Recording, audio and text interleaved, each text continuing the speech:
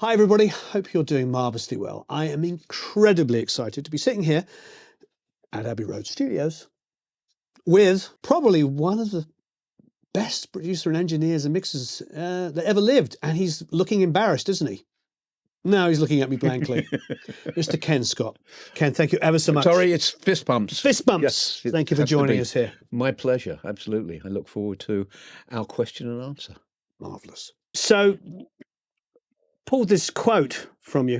It says, I have a musician's heart and a musician's soul, but my instrument is the mixing console. Well, that's the way it used to be. Now it's a laptop with Pro Tools in it, but a mouse. But yeah, no, that's it. I don't really play an instrument. The furthest I've ever got, let's see, on Supertramp's Dreamer, I play wine glasses. Nice. And I played the solo on Elton John's Daniel. You did? That's it, yes. Why did I not know that? Probably because it hasn't been mentioned much. No, it was we were mixing it. How did you end up playing the solo? We were mixing it. David Johnston had played the solo on, I think it was mandolin, but it was the same line as he'd played earlier on in the song and all that. And when we were mixing it, we couldn't get it to pop. We come to the solo and it's just kind of the same as it was. So there was an ARP synthesizer that Trident had. I'd spent a bit of time learning how to program. And I just suggested to Gus Dudgeon, the producer, I said, why not double it with ARP? He said, okay, go ahead and play it. Oh, I didn't mean I should play it. There was no one else around. So I got a sound and learned the part. God knows how long it took me to learn it, but then played it. And now I see money for that every 6 months. It's great. Oh, lovely. Yes, Musicians Union. God bless the MU. Yes. So I want to take you back a bit here. My note here is story of seeing Abbey Road on television and how that shaped your future ambitions. Yeah, it was actually more a young lady than seeing Abbey. Ah. Twist to the story. Yeah. 12 and a half, I got a tape recorder, Grundig TK25 tape machine, ran at 1 7/8 and 3 3/4 inches per second. And from that point on, I knew what I had to do. I had to work with tape. I loved the smell of it, the feel of it, being able to edit it, all of that kind of thing. So I knew what I was heading towards. And a short time later, there was a young English singer called Carol Dean that I had the hots for. I was, 13, 14. The hormones were running rampant. And there was going to be a TV show with her on it. And so there I am. I have to watch it. I'm maybe 6 inches away from the TV screen watching every little movement of her. And at one point, they show her singing into a microphone and they pan up from her up to this big window. There was a guy standing up there and it was, I've got to be him. And of course, I finish up finding out that it was number 2 studio at Abbey Road. Well, EMI at the time. She was singing into a Neumann U47 microphone, and the guy that was standing up there was an engineer called Malcolm Addy that became a mentor, friend. Yeah, it's strange the way things work, because I didn't know where it was or anything like that, but then the amount of information I could get at the time as to what was required for someone called a recording engineer, I'd actually managed to find that term somewhere. And you'd have to go to university and you start off with the BBC. I hated school, so I didn't want to have to go to university. But if that's what I had to do to get the gig, I'd do it. So I stayed. I took GCEs. I only got one, so I've got to stay on, get more so I can go to university. Most of my friends left at 15. I was 16, I was taking mock exams and realised I can't do this any longer. So it was a Friday afternoon, got home, pulled out a phone book, found as many places as I could find that might need someone called a recording engineer, which was probably, there'd be the BBC, I think probably ITV. Back then, a couple of record companies, that kind of thing. Wrote 10 letters, mailed them out on the Saturday, heard back from one of the places on the Tuesday. They wanted to interview me the next day, the Wednesday. So I crossed London for the first time ever on my own. had the interview, heard from them on the Friday that I'd got the job, left school that day and started the following Monday. And that was EMI Recording Studios, now Abbey Road Studios, the most famous recording studios in the world. So how did you research and get Abbey Road? And you didn't put two and two together till you got here. No, right. Saw precisely. the room and went, oh, that's the same room. Yeah, absolutely. It's interesting. I've heard similar things. I wonder if there's something where the only place that responds to you is where you end up. Who knows? But it's there are several. I think John Kurlander, one of he does a lot of film stuff now. Yeah. He was more from the classical orchestral side, but he lived around here and he used to walk past the studio every day. And just one day he just happened to any gigs going kind of thing, and he got taken on. It's almost as if the people that were in charge back then, they had this instinct who was going to make it. Because if you take the number of people from my time that have gone on to become amazing recording engineers, Alan Parsons, Jeff Emmerich, Tony Clarke, who's now passed, unfortunately, just quite a few of us, and it's astounding. There are very few failures that I can think of. When we did a documentary here, and we asked about the sort of hiring policy, and they said they prefer to hire people that were as green could be. Yeah. That they could mould, and preferably at 16 years old. Yes. No, that makes absolute sense. But there was also one thing, at least for me with my interview, that I think helped. My favourite band, this was January 1964. The Beatles were the biggest band in England, Europe, Australia. They hadn't been over to the States for the first time, so they hadn't 100% broken that market.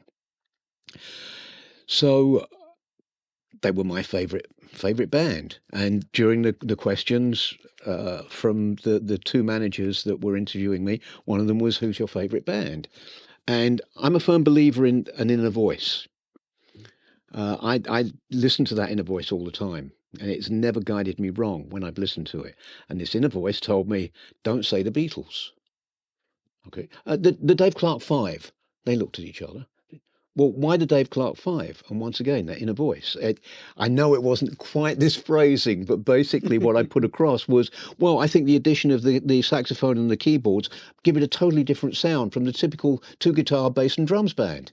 They looked at each other and grinned because it was someone that was interested in sound, that listened to things as opposed to wanting to get autographs and photographs and that kind of thing. So it completely understand. Yeah, makes perfect sense. Yeah. Now the career path in those days was, as you put it, button pusher. Yes. But then not moving to engineer, but going to mastering. Well, cutting, as we used to call it. Cutting. Right. Yeah. So can you give us a little bit of describe that journey from? Well, you would start off in the tape library, which they did that so you could learn what happened in the studio, because no one knew what happened in studios back then. So you got to find out what happens in the editing rooms, in the cutting rooms, mastering rooms as they are these days.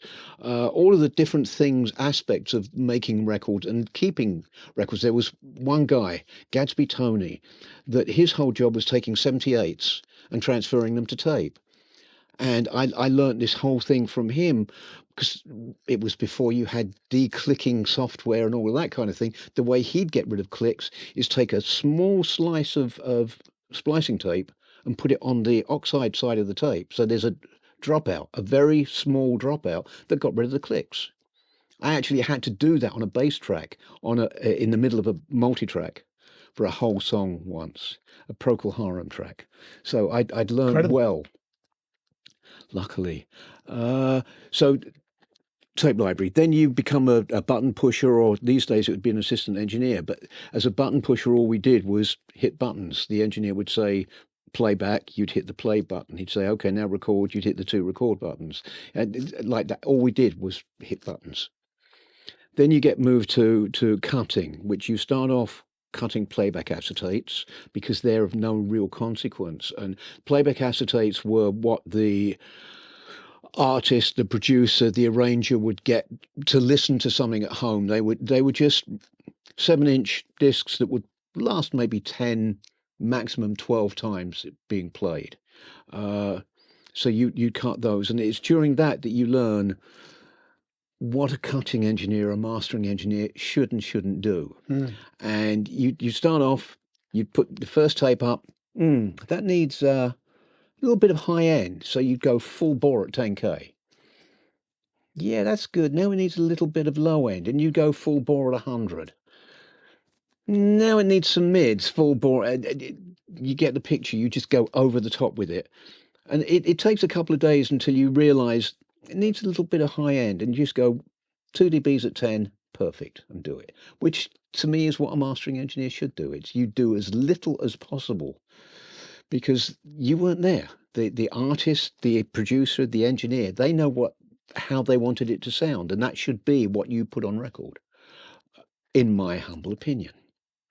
And yeah, so then you do playback acetates, then you move on to doing singles and sometimes albums, mono, always mono for me. And then you get the phone call and you're moved up to engineering, sitting behind a board for the first time ever.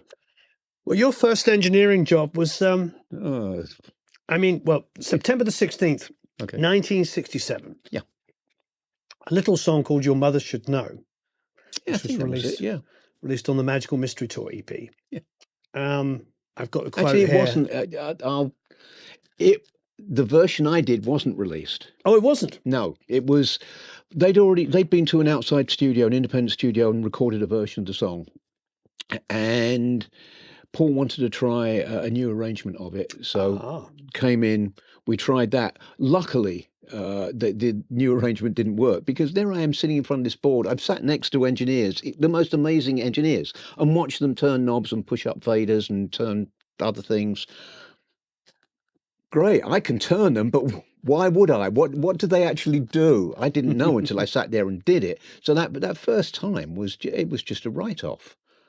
But luckily the arrangement didn't work, and because I think that a vast majority of what makes someone successful at the record making gig is personality driven.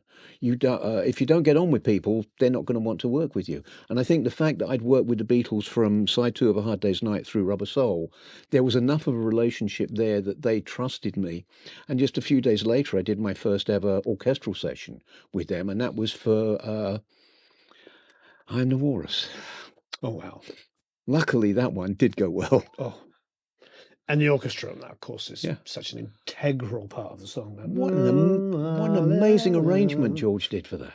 Incredible. Oh, incredible. I listened to just the strings the other day, and unbelievable arrangement. Well, strings, the orchestral, not just strings, but Which the room did you brass do the as well. strings in? Oh, number 1. Did them in 1? Of course, yeah. And the choir. Absolutely. Everybody's got one. Everybody's got one. What was George's process like for arranging? Was he? He'd discuss it a lot with whichever Beatles song it was. Yep. Discuss it with them, and from what I remember, George tended to overwrite, knowing that it's easier to pull things out at the last minute if they didn't like it, rather than, well, could we have something there, and then trying to come up with something and put it in there whilst you've got a studio full of musicians. So yeah, I think he overwrote and then dumped things when they said, no, that bit doesn't work. How long was the process from sort of here's a new song to here's an arrangement? Oh, I think sometimes it could be really quick. With something like Walrus, it wouldn't have been that long. Point. So was this still on 4 tracks? Because it was the 3M 8 tracks in Studio 2. When did they come in? They didn't come in till White Album? Yeah, that came in halfway through, 2/3 of the way through the White Album. Oh, it was only 2/3 of the way through? Yeah. I think there's a common misconception that started. Well, George was offered. Yeah, George was offered 8-track for the White Album when they were coming in, and he said to the technical staff here, "Can we do the same kind of things as we did with the Studer 4-track, which is ADT, vary speed, all of that kind of thing?" And they said, "No, you can't do it." He said, "So put it to one side. Don't let us know that you've got it. we'll carry on 4-track. Ah. And it just so happened they had 2 here. One was upstairs being pulled apart by a gentleman called Bill Livy, who used to pull things apart to see how they worked so that they knew they had the spare parts and they could fix something if there's a studio full of musicians, you don't want something to go down, you've got to be able to fix it quickly. So that's why they always pulled things apart to learn about them first and then put them back together. So that's what was happening with one 3M 8-track. There was another one which was along the corridor from number 2. And dear Mr. Harrison happened to be walking around one day and walked along the corridor and saw this 3M, and he comes running into the control room. It's like, there's an 8-track down here. We've got to bring it in. We've got to bring it. George, we can't. We're not set up for 8-track. We've got to bring it in. We've got to bring it in. So, of course, it's the Beatles. You can't say no. So we brought it in, and then myself and Dave Harris, the maintenance engineer, got reamed a new one the next morning by management, because you're not supposed to do that. But hell, we couldn't phone them and ask permission to bring it in. It was just the Beatles. You do it. This is so interesting. It's so interesting because I've read several places that George had an 8-track. Yes, he did. Oh, okay. That he wanted his own one in or something like that. No. This was he did have one. Oh, so he was already well versed. Yeah. Ah, interesting. Well, I suppose the legend is, rightly or wrongly, that Jeff walked out at the beginning of the session. Is that true? Mm-hmm. Next. No, look. Supposedly during Magical Mystery Tour, because the same thing happened on Magical Mystery Tour where he disappeared, and that's how come I was brought down last minute to do this. Now, the way it has been told in the past is that Jeff was going on holiday, and it happened to be in the middle of recording, and so suddenly there was no one there. But I don't think the management of the studio would have been stupid enough not to have a backup engineer when he's going on his holiday. Why the hell did they bring me down? And then the next day, basically, I'm sitting there doing a session, and I've never sat behind a board before. Makes absolutely no sense. My feeling, it's only a feeling, is that he walked out at that point as well. Then came back to do the White Album, and it just got too much for him. And I think it may have been a certain amount of Beatles' internal thing. 3 of them wanted to get back to basics, rock and roll, group. 1 person wanted more of a Sgt. Pepper type of thing, and Jeff was that person's engineer. Sure. He went on to work with Paul a lot more afterwards. And I think there may have been some friction there from the other 3 and Jeff. And Jeff couldn't take it anymore. He said it was arguments between them, but I didn't see that many arguments between them. We had a blast. It was an amazing time. They got on very well. Jeff just walked. And so I got brought in again. I mean, you did a lot of recording. Yeah. I mean, yes, I read your book where you said, and I'll quote, "We had a blast. These stories about the White Album being miserable are bullshit." Yes, absolutely. And what was great, like myself, Chris Thomas, who was George Martin's assistant, and did a lot of the production work on that because George Martin was on holiday in Greece for some of the recording. And George was actually quite amazed when he came back off of his holiday. We had done more work whilst he had been away. We'd got more done than when he was around. It just happens that way. Sure. I don't think there was any specific reason for it, but he was blown away with what Chris had done, how he'd handled it.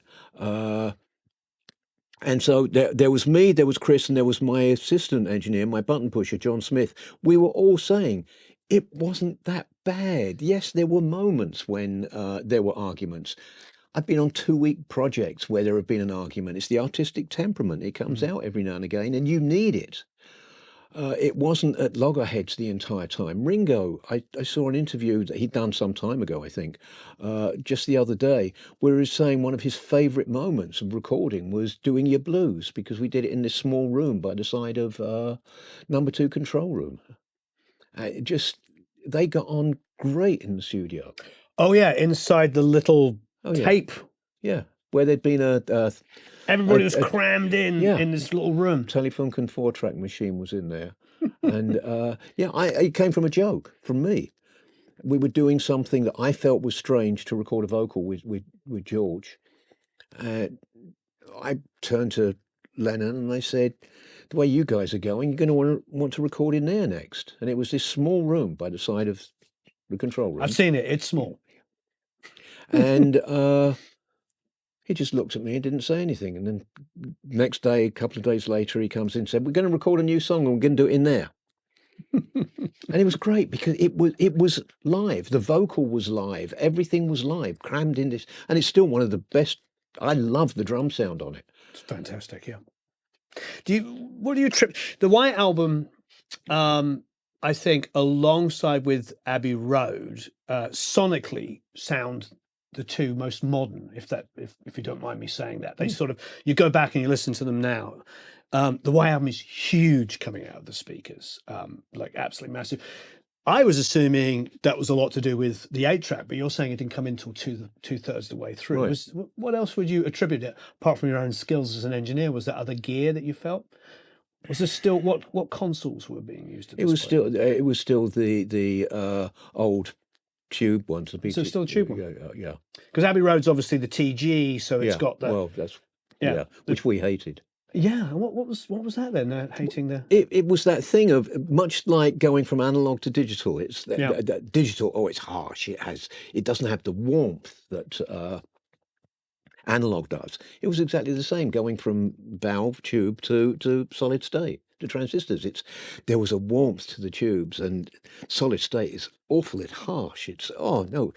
It just took us getting used to working with it, because now I listen back, one of my favorite albums that I did on one of the few that I did on the TG was Procol Harum's Salty Dog, which I love. Dark Side of the Moon was done on it. Abbey Road was done on it. They sound great. It was that changeover period, much the same as with analog to digital. Now everyone accepts digital. There are things that can sound better off of analog, but no, it's pretty close. Do you get asked much about Salty Dog? I love that record. No, I don't. Guitar player on that record, so Robin good. Trower, I know. So good. What's that? In the morning, that blues track. What's it called? Everybody thinks of the Bridge of Sighs kind of period, which I absolutely love, but you have to start there. You have to start on Salty Dog. Everybody go and listen to Salty Dog. Yeah. Let's get a little bit more into the Y album. I mean, what I loved about when we were just sitting downstairs in the canteen down here, you have very specific loves and hates of records, which is rather wonderful to know. What are your loves of that record? What are the songs that you just will take to your grave as being like the things that you loved working on that you can listen back to now? While My Guitar Gently Weeps, of course. Your blues. I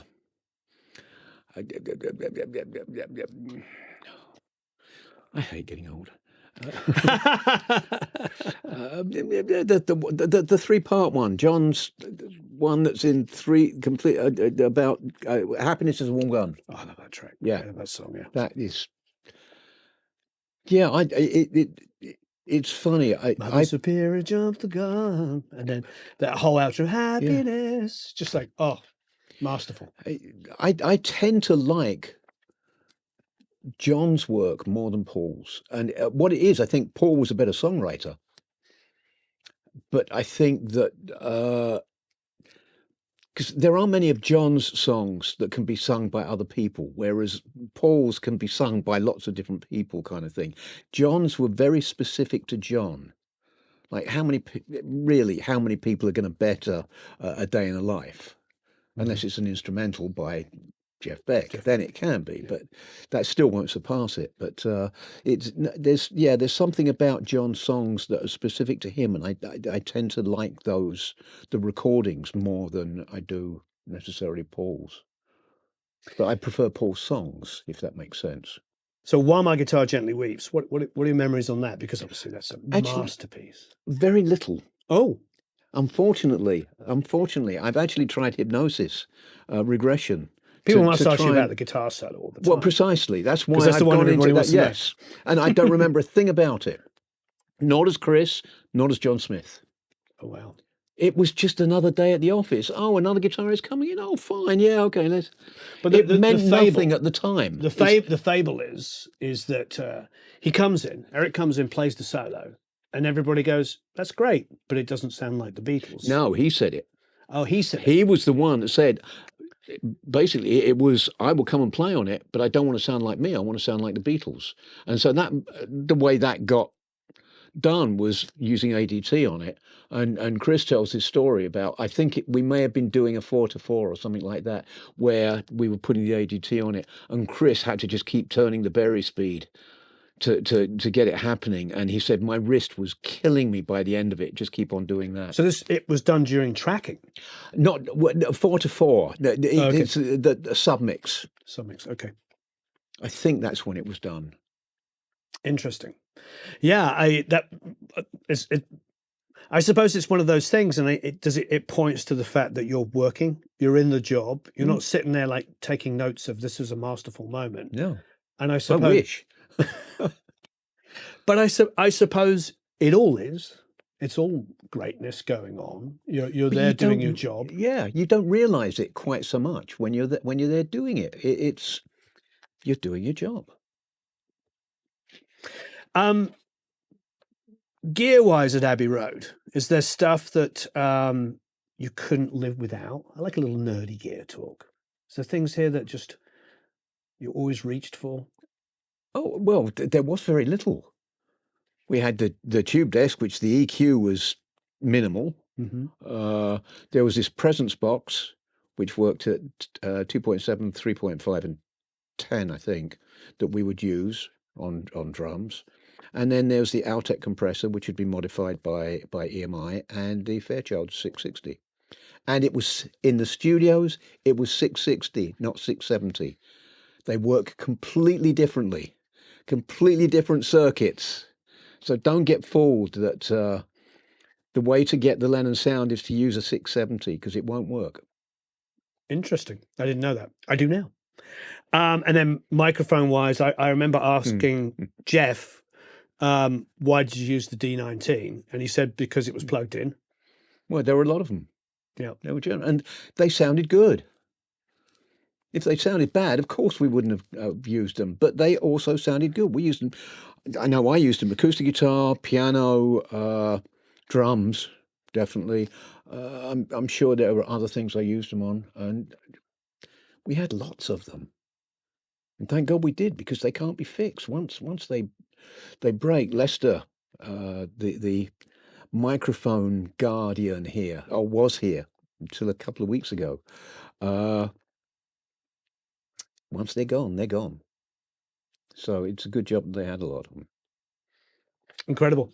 Yeah, Jeff pointed to Lennon and said that when he had an idea, he just wanted it down. And it was most often the microphone that was plugged in. So yeah. That's where it got vocal, acoustic guitar, whatever. Yeah. Is that how you remember Lennon, as somebody that just, he wanted his ideas out? Yeah, absolutely. Paul would keep going forever to get perfection. Yeah. That wasn't John. John was, that feels good. Right, we'll move on, kind of thing. And he wanted it then. He could get bored very easily, much like Bowie. I think that's why they probably got on it. Oh, well, of course, fame. Yeah. Well, let's move away from the Beatles for a second to another absolutely massive favourite of mine, Jeff Beck's Truth album. Yeah, that was fun. One of the interesting things for me about the Truth album is it on the back of the album it says produced by Mickey Most. Mm-hmm. Well, the mixes were produced by Mickey Most. The recording wasn't. He didn't show his face at all whilst we were recording. The guy that was there was his assistant, a gentleman by the name of Peter Grant, that eventually became that little guy, Peter Grant, the short one. Yeah. Was he like 6'5" or something? Wasn't he? He was enormous. And he later went on to become a very genteel manager for a band called Led Zeppelin. I've got to diverge for a second here, because a lot of criticism that Led Zeppelin got on the first record was that it borrowed very heavily from Truth. Isn't that interesting? Isn't that interesting? Yeah, and you're telling me, I didn't know this until today, till Okay. 20 minutes ago, Yeah. that Peter Grant was the producer of Truth. And then he goes and works on Zepp 1. And I would say producer. He was there just to look after the guys, kind of thing, make sure everything was running smoothly. But generally, it was okay. We're going to record this, do it. Yeah, that's the one. Fine, move on. And it was all the band, kind of more than him or me. it's an absolutely insane lineup of musicians on that record. Isn't it just? I mean, you have Rod Stewart as the singer. And was he great back then? Oh, unbelievable. He was so good back then. Hairs are standing on end. Yeah, of course. Then you got Jeff. Yeah. Then this bass player that eventually became fairly famous in another form, and that's Ron Wood. Yeah, a couple of other forms even. Well, yeah, Small Faces, and then and then some little band called the Rolling Stones. Yeah. But then, of course, Nicky Hopkins. Yes, and John Paul Jones. Which is that's the other interesting thing. Led Zeppelin supposedly copying Truth, and one of the musicians, apart from the producer, quote unquote producer, then becoming the manager, you've also got one member of the band playing on the album. Then, of course, you've got Keith Moon coming in and playing Timps, and leaving rather noisily. And did Jimmy play on it? Jimmy Page? No, I think he played on one of the tracks that came from outside. Yeah, what an absolute incredible all-star lineup. Some of my favourite guitar tones, I mean, that guitar is so dark and so ugly in all the right ways. Do you have any memories of how that was done? Not really. There's a legend. It would have been a 67 Yeah. in front of whatever. I can't remember what amp he was using. I wasn't interested. I'm terrible with all of that kind of thing. I can't remember the instrumentation or what they used. There's a legend about a guitar tone that may have come from Mickey Most, and if he wasn't there, it's kind of irrelevant, isn't it? But there's a legend that goes that to get the dark guitar tone, that Jeff had insisted the amp be behind a door, and that the door was mic'd, and that was why it was like so dark. You're looking at me blankly. That it is very blankly. Yeah. I cannot say it's not true. Right. All I can say is it's one of the greatest guitar tones. That it works. I would say in guitar players, like Brian Ray's a good friend. I'm sure you know Brian. He plays with Paul McCartney. He's kind of the utility guys. Yeah. Plays both guitar and bass with Paul when they're switching off. And we were talking about it the other day. Truth is may well be the seminal rock guitar record, because it comes out at a point where it's pivotal. Everything comes after that. The only other comparison, of course, is Hendrix at the time. Yeah. Which is very different. Yeah, very different. Yeah. But those are the albums. You've got Cream, you've got Jimi Hendrix, and you've got Jeff Beck. Yeah. And they are just creating the world that we now live in with guitar playing. Wow. Yeah. So you're saying it was in 3? You did that in 3? Yes. What was the console back then in 3? Because it was same. It was same tube console. Yeah. Still wasn't TG. Yeah. Yeah. No, the TG didn't come in till after the White Album. Right. Some time after. Yeah, I suppose this album it's a British blues album that pretty much establishes what's going to become rock, heavy rock. How did you get the job? Someone upstairs that was doing the booking, Vera Samwell, doing all of the bookings up there, and she would just put me down for it. Really, as simple as that? Yeah. Yeah. Look, that's been my life. It's all been that simple. Drives my wife crazy, but that's the way it's been. So Beckola. The 2 hours or 3 hours or whatever it was that I worked on that. Yeah. What did you do on Beckola? Well, when we worked on Truth, they were sweethearts. They were all. They didn't mean anything at the time. The album came out. They toured the States, and they were called and treated as gods, and they believed it. So they came back to record Beckola, and the egos were through the roof. So we didn't get on very well. So I think it was after, I'll say one day, it may have been a few hours, it may actually have been a full sort of day, but now they moved on. Oh, interesting. Well, I mean, the dynamic between a superstar guitar player and a superstar singer. I didn't actually notice that at all. That certainly wasn't there On the first record, on yeah. Truth. But one of the interesting things with Rod was everything was live. There was no overdub vocal. In fact, we actually for several numbers he used we took a KM54 and we put sponge around it and windshield, and he was actually walking around the studio singing live whilst it's going on. I've got the multi-track of Old Man River.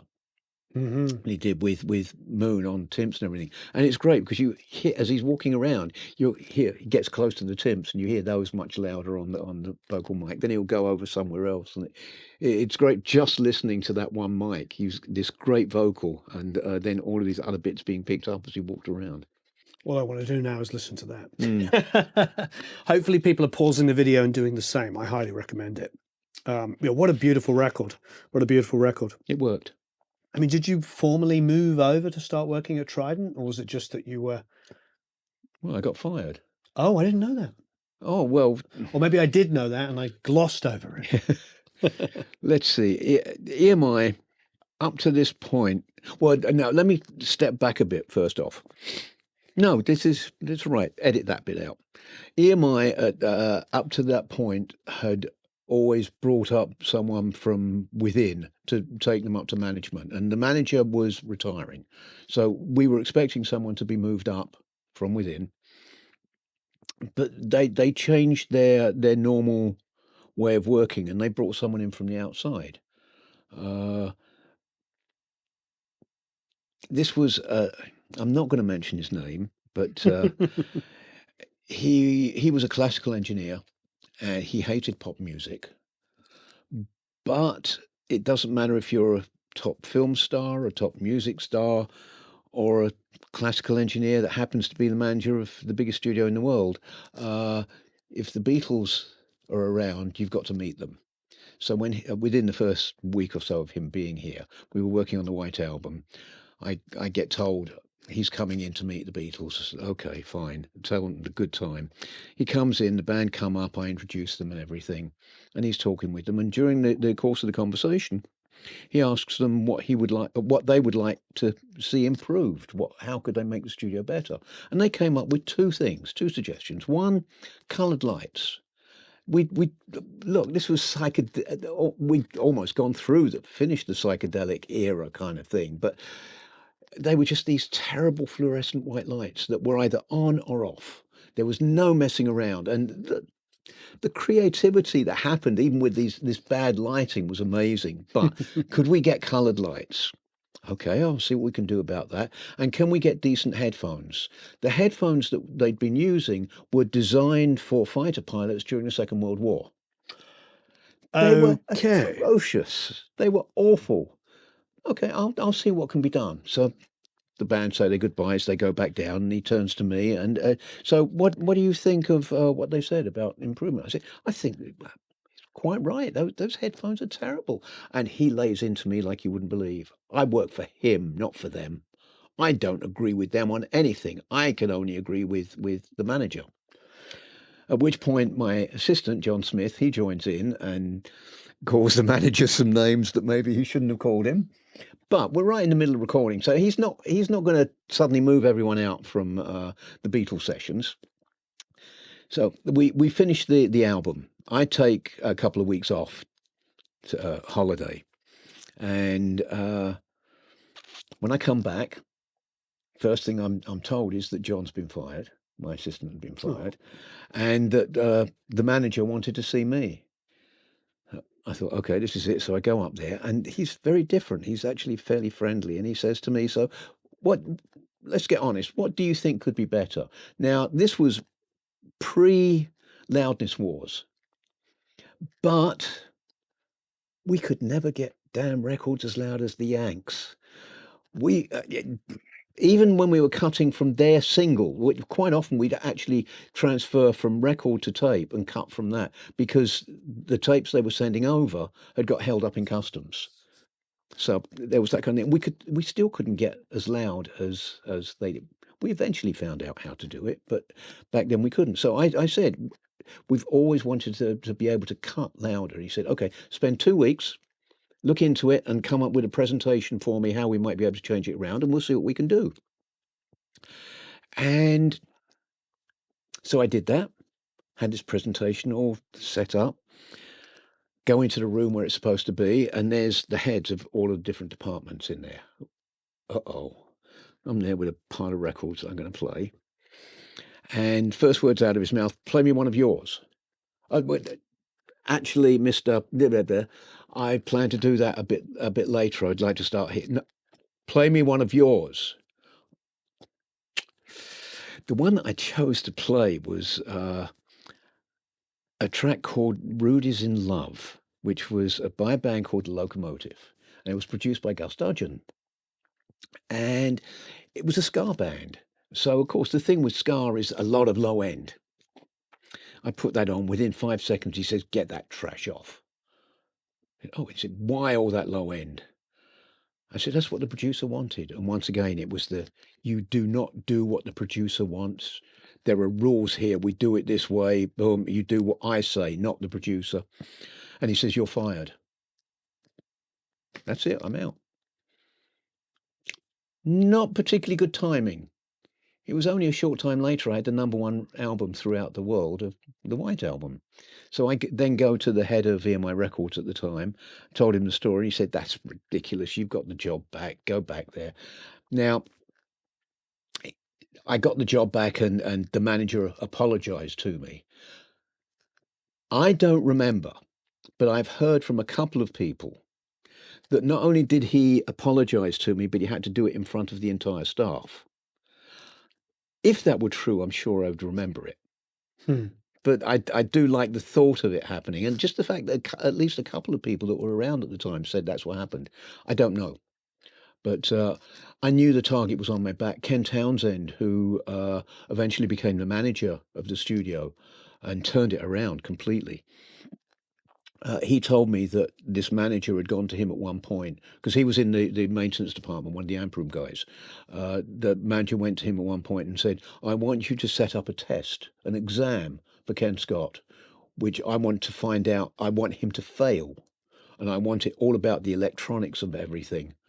And Ken refused to do it. He said that our engineers aren't trained to take care of the electronics or anything like that. We didn't want them to know anything about that.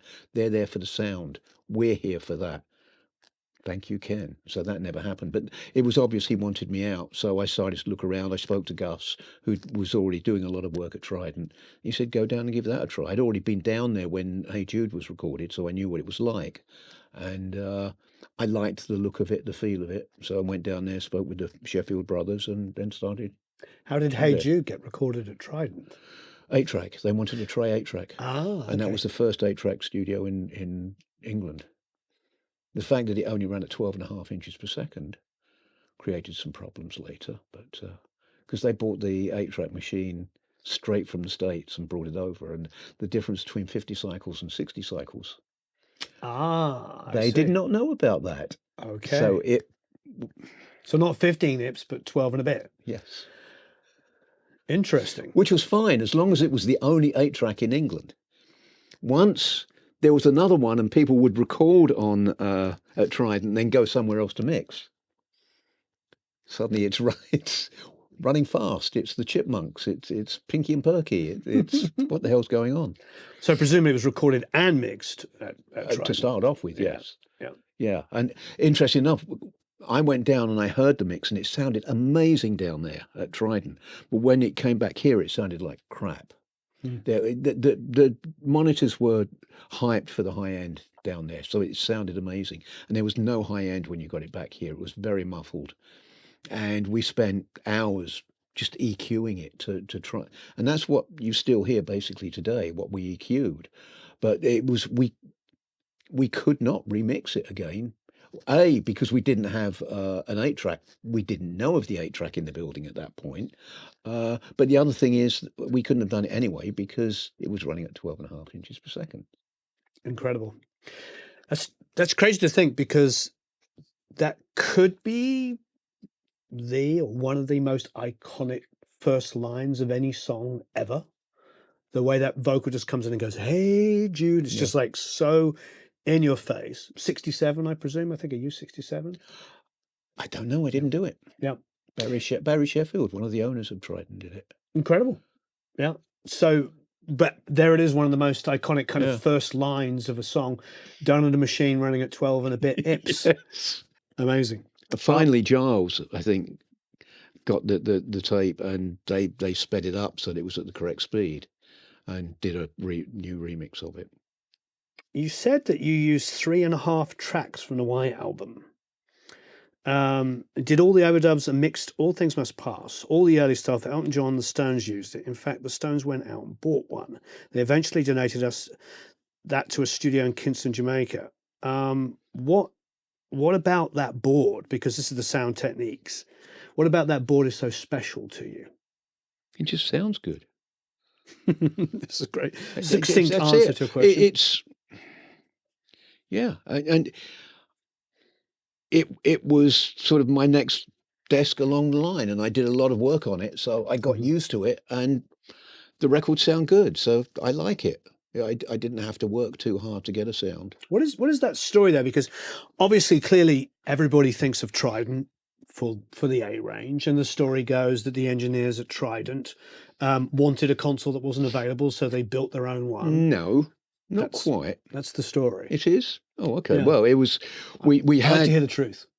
The first Sound Techniques board, which was known by Sound Techniques as the A-Range, was moved up to a new mix room that Trident built, and they brought in a second Sound Techniques board, which wasn't as good as the first one. I can't remember why it wasn't quite as good, but we didn't like it quite as much. And so Trident just decided that Trident was going in all kinds of ways. They had a cassette manufacturing plant. They had Trillion Video, all different ways. So they thought, okay, let's do another branch and let's start building our own consoles. And so Malcolm Toft, who was one of the engineers there, who had a lot more of an electronic background, a technical background than any of us, they got him to design it. And what would happen is that every now and again he'd come down to the three engineers. There was myself, there was Roy Thomas Baker, and there was Robin Cable, and give this a try on the next session. And we tried a bit, we'd pass our comments, go back, he'd redesign it a bit and change it until we got the Trident A-Range, which worked well. It on a technical level, terrible desk. Terrible. I've been told. I wouldn't know, but sound-wise, it was great. It was really good. That first Sound Techniques, how did that come about? That console? I don't. That was. It was already there when you got Yes. it. Yeah. Interesting. And they've and somebody bought the name and they're remanufacturing those consoles. Yes, which I've had a brief mess around on some of it, and it's really good, really good. And it was based. Look, it's very much based on the original, to the point where I was told that some of the transformers, that the winding or something on them, you can't get anywhere today. So they bought a company to actually manufacture transformers wired the way they were originally, and so they went full bore into making it as close to the original as possible, but obviously modernized. The EQ, there's much more EQ than we had back then. You had the high end and you had low end. You couldn't particularly choose that much about what you could do, whereas they've added far more, so you have more choice, as modern engineers are used to. So here's an interesting one. So Give Peace a Chance was recorded at the Queen Elizabeth Hotel in Montreal. Mm-hmm. Now, the history says it was recorded by Andre Perry, owner of the local recording studio. He opened up a studio, or maybe he already had a studio there, that I went and worked at eventually. No, I can't remember the name of it. Doesn't matter. What was your involvement in that recording? I mixed it. Oh, you And mixed it it. was, yes, it was purely, and this was before we had the mix room at Trident. Mhm. It was one of the first things I did there, and so we mixed it in the control room.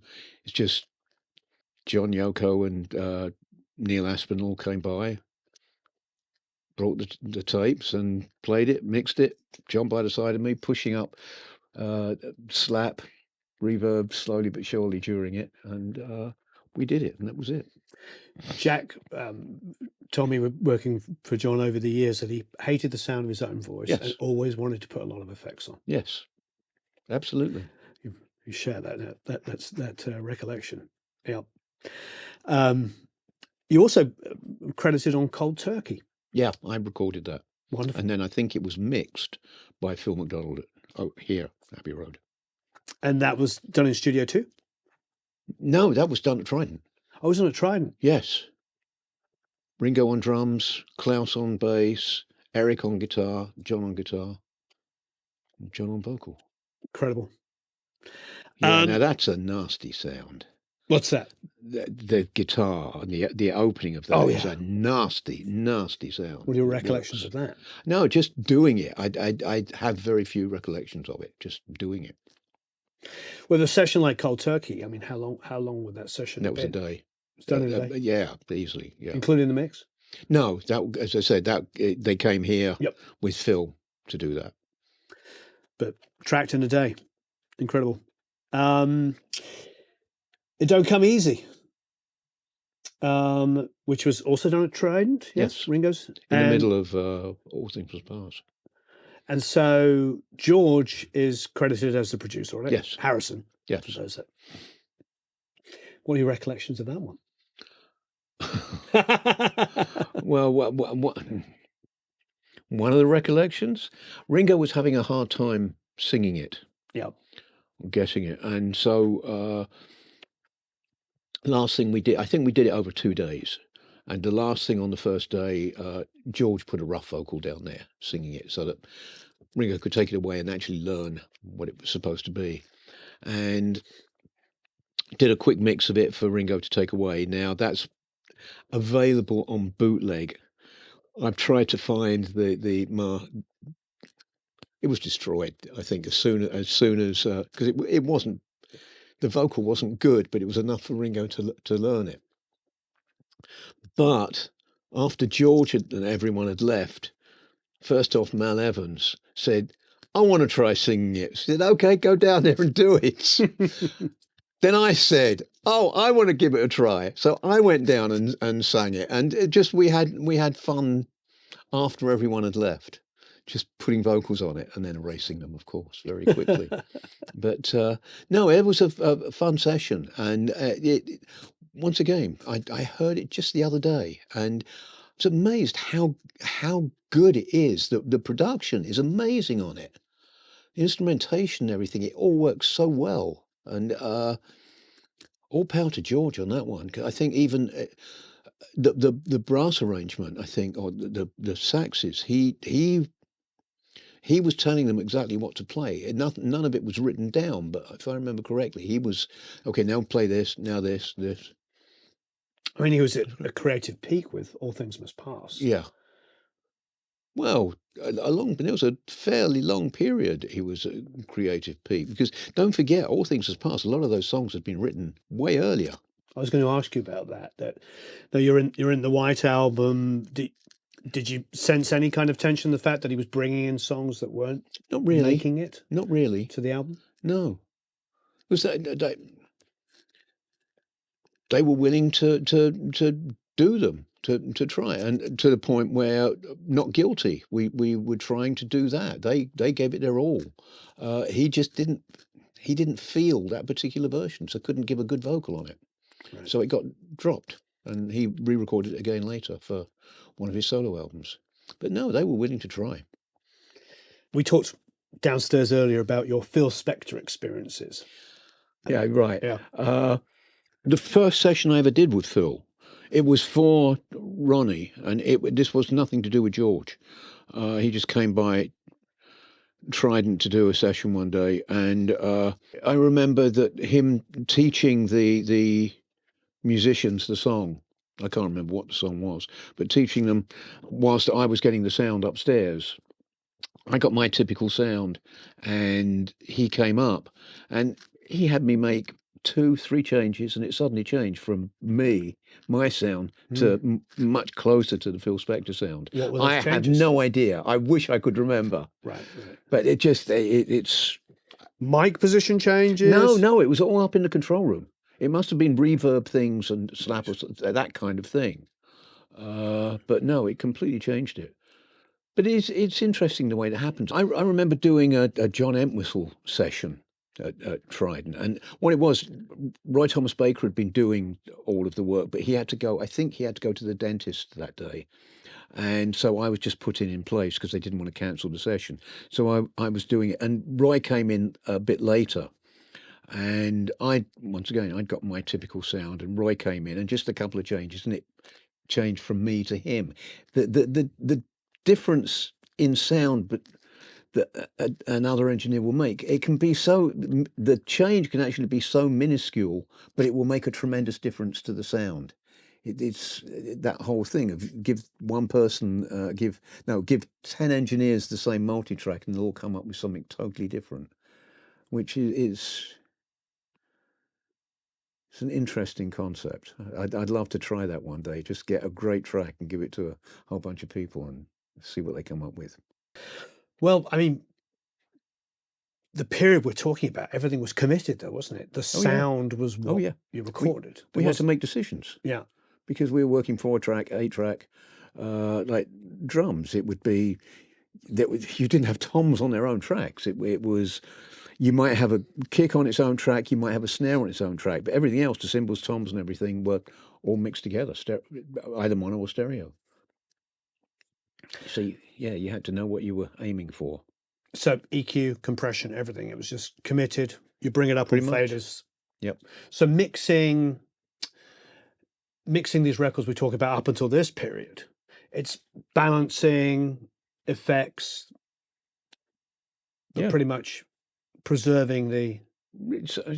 You'd obviously put effects, some effects on afterwards, right? But with the Spector thing, with All Things Must Pass, it was very much, there was a lot of effects recorded because of the way he does, because of the way Spector worked, and when I got to work with George again much later, one of those interesting sessions, we were at his studio in Friar Park, and we're sitting in front of his console, a Kodak, and playing the original stereo masters of All Things Must Pass. He's there, I'm here, and didn't take long before we both looked at each other and burst out laughing. And the reason for the laughter was twofold. One, here we are, I think it was 30 years later, sitting in exactly the same positions, listening to exactly the same tape. It was just absolutely senseless. It made 30 years on and we're doing exactly the same thing again. We would never, ever have realised. And the other thing was how much reverb there was. By this time, we loved the reverb back in the day. By that time, we hated it. And so we wanted to do a despectorized version, but the record company wouldn't allow it at that point. We were going to do it again later, but then George passed, and I believe Danny and Paul Hicks tried it. They did some of it, but they found that some areas were better with all of the reverb on it. Right. It hid some faults. That makes sense. Yeah, absolutely. Yeah. And with all of that kind of stuff, I don't know that it should be done without the original person being there. Right. There are certain, like, I was going to ask you that opinion. You feel like the original intention is lost? Sometimes. I have no problem with people doing new mixes and all of that kind of thing, as long as the original is still available. I'm a firm believer that from Please Please Me through to through the White Album, the monos should be available because the majority of the time that's what the Beatles heard, that's what they approved, and that's the way it needs to be heard. The stereos were normally throwaways. For the White Album, was the We did both. with the band? Yes, they were there for both mono and stereo, which was the first time that had happened. But try finding the mono. Very difficult, and you're certainly never going to get it on streaming. So then you move into the new mixes, and I'll use the Beatles. It's the easiest one. I'm a part of it, so I know that much more about it than a lot of other things. What Giles does, sometimes it's great, but there are times that I feel liberties are taken that I don't necessarily think should be. A classic example is Glass Onion, which I cocked up basically. It opens with Ringo's snare, blap blap. It happens 4 times during the song, and the first thing that we did after recording the basic track was to overdub more snares to make it bigger. Well, I managed to erase on the very last one. I managed to erase all of the overdub snares, so it goes down to one single snare. I thought I was going to be kicked out at that point. John was by the side of me. He said, "Play it again." I played it, and he said, "You know what? No one would ever think about going down to the smallest part of the song like that after the biggest part of the song. I like it. We'll keep it." Because back then you couldn't copy and paste and things like that to put it in. So it was gone. But he liked it. Well, guess what? Giles copied and pasted an earlier one and put it in there. Ah, I see. That just those little things. John liked it the way it was. It's second guessing John. The happy accidents. Yes, of which there were a lot with them. They loved that. They loved faults. They loved mistakes because they would work with them quite often. Paul, I heard an interview with Paul where he said that they would listen back to takes, and the one that was almost perfect except for one mistake was usually the one they chose. Yeah, quite possible. So my guess is your Elton John way in is through mixing Madman Across the Water. Yeah, it's the engineer that had been working with Gus on all of the early Elton stuff was Robin Jeffrey Cable, and he was in a really bad car accident. Oh, and we didn't know if he was going to make it or not. But this happened. They'd recorded Madman, hadn't started mixing yet. He had the accident. Suddenly, commerce always wins out. They're not going to hold off the mixing until he was possibly better. So because I'd worked with Gus before, it was actually Gus that got me to go to Trident. I was put on to mix it, and it worked. And most especially, I think the fact that Elton wanted a whole different kind of thing for the next album. I continued for the next 2. Hunky Chateau. Yes. Why that location? Just it was tax. Without, yeah, that was one of the things. Yes, it was because if it was recorded outside of England, you only had to pay tax on what you spent in England. You could keep everything else out, so all the royalties were kept outside of England. That kind of thing, and Chateau had started to gain a bit of a reputation. Not necessarily a good one. Grateful Dead, this classic story. Grateful Dead were supposed to be doing some big open air thing in France, and they went and stayed at the chateau. And the festival they were supposed to be playing got cancelled. They were there, and they thought, let's throw our own one. So they threw a concert for the village where the chateau is, and invited everyone. The police were there, the fire department, the whole place turned up, and of course they had spiked the wine with acid. Oh dear. Yes. So it was apparently it was a very interesting time, and from then on, we were warned very early on that all of the phones were tapped and all of that, so one had to be very careful what one was saying. Oh, the French were a little Where the village police were, because yeah, they were flying just as high as everyone else, and they didn't like that. right. So that led into "Don't Shoot Me, I'm Only the Piano." Yes. Yeah. What are your recollections of that? Gus liked to do the brass arrangements, but he couldn't. Well, I don't know if he couldn't write music. He didn't write music, and so there he is trying to explain to French musicians that speak very little English exactly what he wanted on these brass parts and all of that, and that could get rather comical at times. And interestingly enough, the same kind of thing happened when Mike Garson. I know this is jumping ahead, but when Mike Garson joined the Spiders, Mick Ronson trying to tell Garson what to play, because there's that we were discussing the difference between English and American, and of course over here he was telling me it's a whole, it's a minim, it's a crotchet, it's a quaver, it's a semiquaver. What's that? I'm used to whole notes, half notes, and so that got amusing as well. It was similar like that. It's fascinating when musicians from different countries try and interpolate what each other is saying and doing. Especially in a pre-internet age. Yes. But obviously Elton, Mm-hmm. I mean, he was at the peak of his powers in those days. And him and Bernie were writing at such intense, I mean, thinking of those 3 albums in a row. It was about a year between all of them. But that's the way it was back then. That's the cream of the crop. Sort of the cream always rose to the top, and it was the recording contracts back then was an album every 6 months.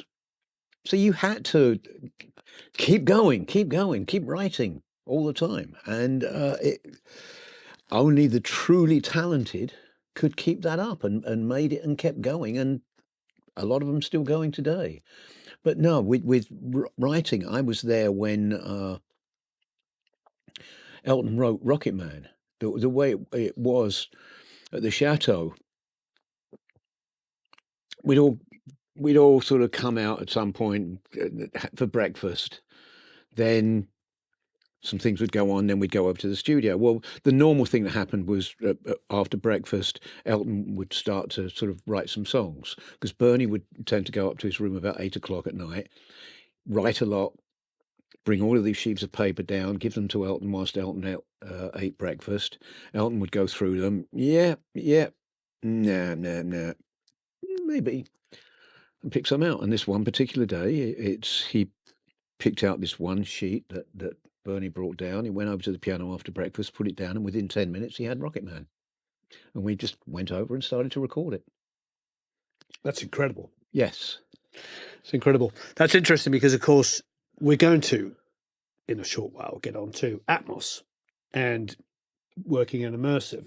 And I think lots of people's first foray into hearing Immersive, of course, is the immersive version, the Greg Atmos. Penny's, yeah. I know, that's me. Yeah. I was here at Abbey Road doing a masterclass for an American university, for Berkeley.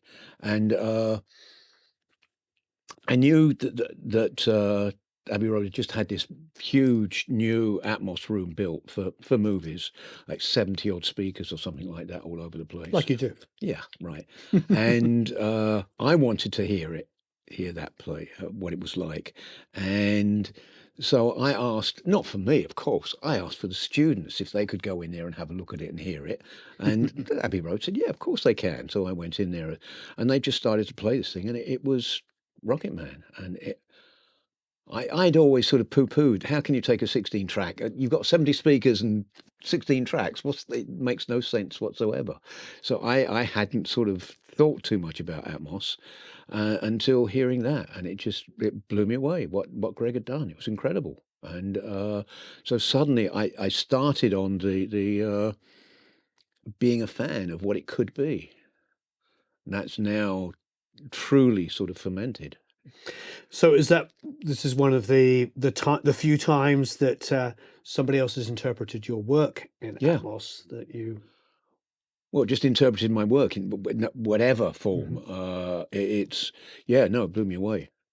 Yeah, I love it. And it is a great first experience for so many people. Yeah, and it's one of the earliest Atmos mixes, from what I understand. They've had it as Dolby have had it to show it off from almost from day one. That's So incredible. yeah. No, so yeah, I remember hearing that for the first time and being completely blown away. But of course, the thing it does, it makes me go back and listen to the whole of the album again. You know, let's jump ahead a little bit. Well, it's not. It's only a few months from June of "Don't Shoot Me, I'm Only the Piano." We can go off to, I suppose, arguably one of the most important jazz rock albums of all time that we touched If you on. say so. I think me and lots of other people would say so. How did you end up working on Birds of Fire with the Mahavishnu Orchestra? I have absolutely no idea. Well, no, I know how it came about. I don't know why it came about. Let's put it that Well, way. how's good. Let's get to the how. Well, we go back to France during dinner at night at the chateau. Either Elton or Gus would put on an album to play whilst we're all eating. And they both kept on putting this album on. It was an album called In a Mountain Flame by this band called Mahavishnu Orchestra. And I'd hear bits of it because they didn't put it up particularly loud because people were talking. And I'd catch little bits when the talking went down a bit. And I thought, what the hell is this rubbish? It sounds like five guys in different studios, completely out of their skulls, just playing rubbish. Made no sense to me whatsoever. And so I thought nothing more about it. We're back in England at Trident Mixing. And I get a phone call from someone at CBS saying that Mahavishnu Orchestra are coming over to England and they'd like to meet with you about recording their next album. No, hang on, that's the band that Elton and Gus keep on listening to. Maybe I should delve into it a little further. So I said, look, tell you what, before I say yes or no, can you just send me a copy of In a Mountain Flame? Of course, it came right over, went home, put it on, and that was it. This is awesome. This is amazing. Of course, I wanted to meet with them. So they were doing a BBC TV show. And typically for the BBC, the band rehearsing during the afternoon, getting it. And these men come out with their little sound thingies and oh, no, you're too loud. You've got to turn down. No, a bit, yeah, okay, there. So, of course, they're all playing quietly, and they're all very nice about it. We're talking backstage before they go on, and then they go out to do the actual shoot, and they turn back to their normal volumes, which it was one of the loudest bands I've ever heard. And so, first called, bomb. A cameraman was so shocked he fell off of he was up on a ledge with the camera and it just blew him away and he just fell off the ledge. Luckily, there was no harm came to him, but they carried on at that volume and did the show, and it was amazing. And we continued from there, and we started off at Trident. I remember one of my main problems, probably my only problem, which finished up not being a problem, was I was used to having the drums in the drum booth underneath the control room at Trident, which was small and very dead. That's a lot of the sort of glam rock sound came from that dead sound. But Mr. Cobham, his drum kit was a little bit too big to fit in that drum booth, so I had to have him outside. And people say, well, you suddenly got all of these drums. How the hell do you record them? And it's exactly the same way as I do any others, but I just use more mics. As opposed to the regular 367s on toms, it was 867s and two, I think, probably D20s on kick. But he was outside with some screens up and the rest of the band around. So that was it. But they were downstairs playing and I was getting the sound upstairs. I say, okay, guys, I think we're there. Why don't we put some down so you can just come up and hear it and see what you think? So they all came up and played them what I'd recorded.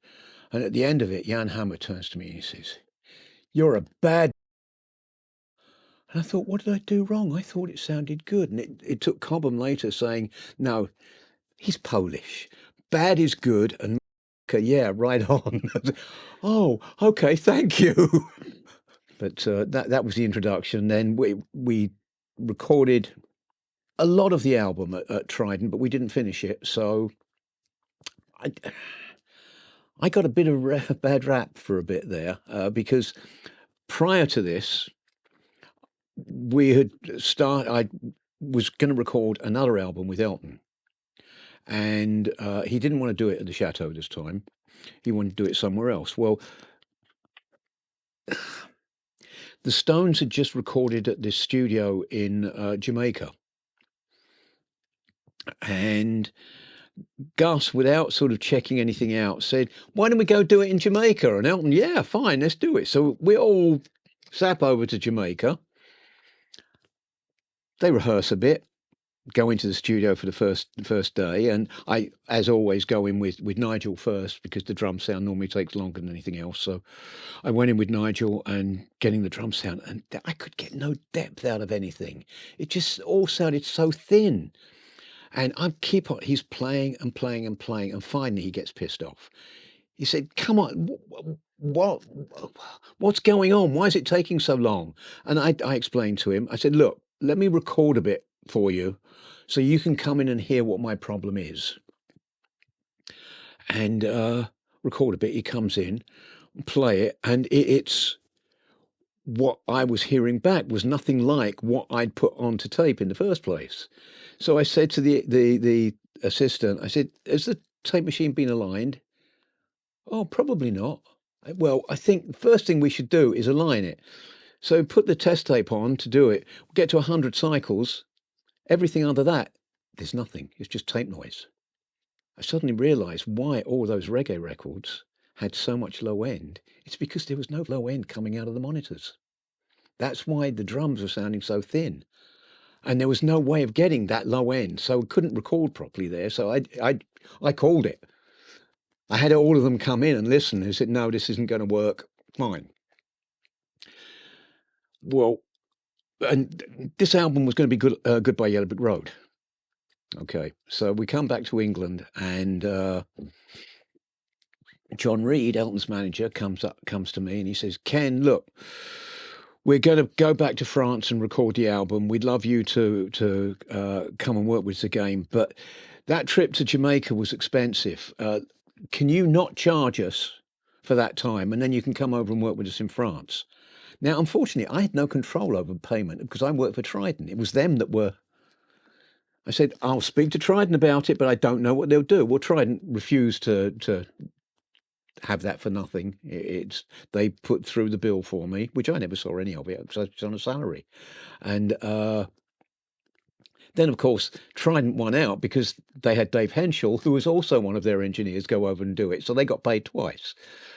But so there was that, Jamaica. Then the second part of the Mahavishnu Orchestra, Birds of Fire thing, they wanted to finish it in Criteria. We were going to finish recording in Criteria in Florida and then go up to Electric Lady and mix. So we get into Criteria, setting everything up, and while Bill's setting up his drums, John's there. He turns his guitar amp up and plays a chord, and the amp dies.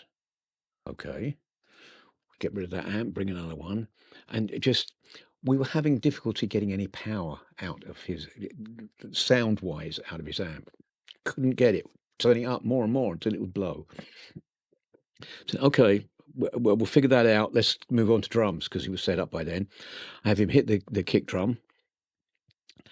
It sounded dead. I said, "Okay, Bill, can you take some of the damping out of the kick drum?" And he said, "There is none in there." Well, it was, I don't know if you know Criteria or what it used to be like then. It was ridiculously dead. And it was certainly not the right studio for Mahavishnu Orchestra. They need live.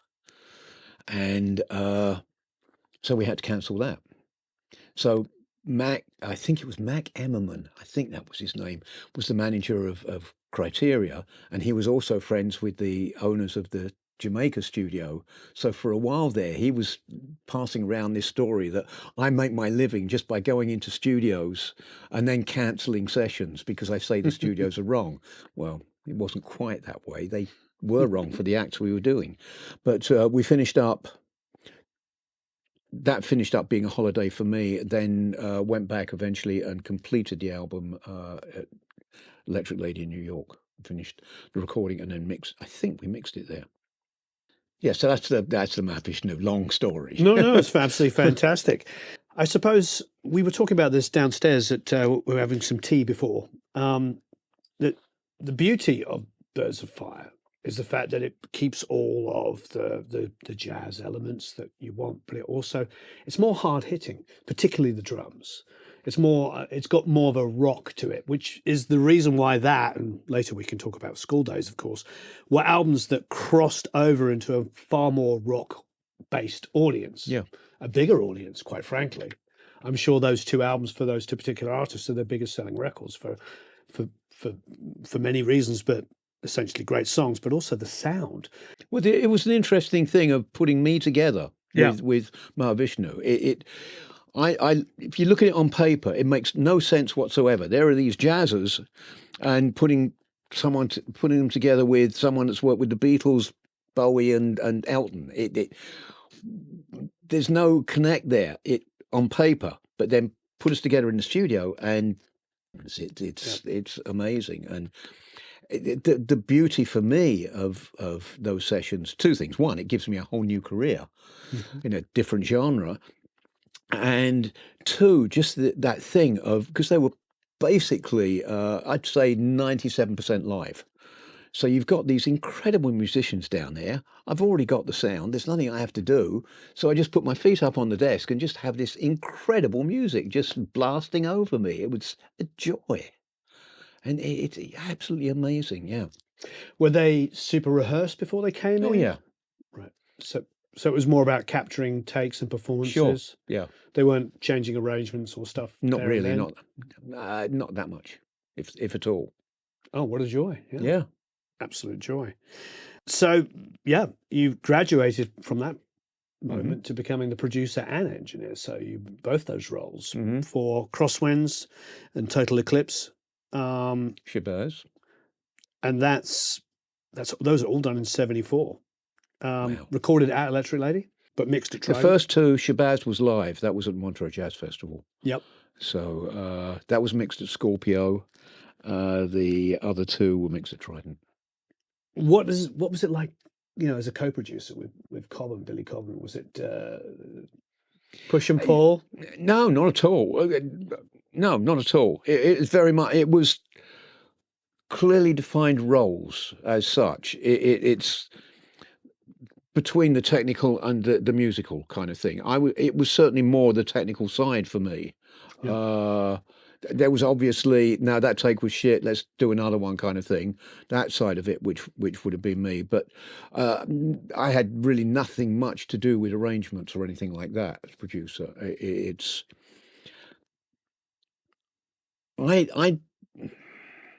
Although I didn't see it at the time, in hindsight, I eventually realised that as a producer, the two people that I learnt the most from were George Martin and Gus Dudgeon. And what I learnt from them is to be very hands-off. I think their view was very much, talent is put into the studio to do one thing, and that's to create. And you have to allow the talent the freedom to create, and don't step in unless you feel you really have to. And then when you do, you don't tell them it's going to be this way or not. You work with them to make it work so that it works for them and you, kind of thing. And that's the way it's been. My background is as an engineer, so obviously there is that side of things is very important to me. But there is that whole thing of I'm a fan. I'm a music fan, so I come at it from there. I'm not going to tell them they should be playing 16th notes there and whatever. How about a B major chord there with whatever. I don't know music like that. I know what works for me, and it's either that works or it doesn't work. It's that easy. Now, Visions of the Emerald Beyond. Yes, it's another seminal album. But is it? Yeah. Well, wow. As a fan, okay, yeah. This period of like all these albums we're talking about here, the sort of 72, 73, 74. I mean, you look at kind of gear, for instance, you're walking into a studio and every day there seems to be something new happening. I mean, you've gone from 4-track, 8-track, 16, 24 in a space of like 6 years. 24 linked, yeah. Yeah, in 6 years, it's gone from 4-track to 24. I suppose, like everything when it comes to engineering, you're sort of learning on a job. You're showing up to somewhere new, and they're like, "Oh, we've got this new blah blah blah digital reverb thing or whatever." Do you have recollections of the artist coming in and saying, "Well, I've got something new. I hear they've got this toy." Once, good. Well, once is nice. This is further on. This is an English band called Level 42. Oh, of course. And the AMS sampler thing. Yeah. Never seen them in the States. I think they were more. I think several studios probably had them over here. I didn't know anything about them, but Mark, the bass player, Mark King, yeah, he knew all about them and was using it constantly for things. Yeah, completely lost on it for me. So that's the only time that's happened. But then that album. This is jumping forward a bit, but that album, probably the hardest album I've ever had to work on in many aspects. And the thing is, coming from where I started, which was 4-track, I have to know what it's going to be like in the end so that I know where it starts, what the initial thing should start to sound like so I can build on it from there, knowing it's going to reach here by the end. And how to get it there and fill out everything. On the Level 42 album, there were no songs when we went in. It was basically they would go down, they'd play some stuff, they jam a bit. Okay, that bit works. We'll write a song around that. But I had no idea where it was going because there was no. It was built up as it went, and so I was really lost on that one. I found it really hard. If I don't know where we're supposed to be going to, I don't know I find it hard to do the rest of it. So that one was really hard, and especially with him coming in and being so good in the AMS and everything, he was remarkable on it. I relate to that though. I find before I record anything, I have to have a vision of how it's going to be. Yeah. Even if that morphs and changes. Yes. At least if you have a point where you've got that vision, you feel like you can. The journey is easier. Yeah. Which is one of the problems I have with a lot of today's stuff, where it will be, just thinking engineer-wise, it will be an engineer for the rhythm section, it'll be another engineer for something else, another engineer for something else.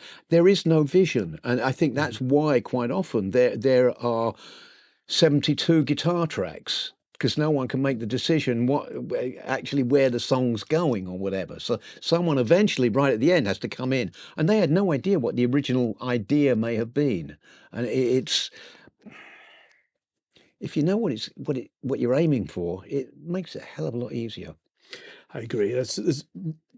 Last night I went down a bit of a rabbit hole with different discussions. I started off listening to records, and I realized something, that many times when people ask me about mixes, I usually answer by telling them to change the arrangement, to mute things. And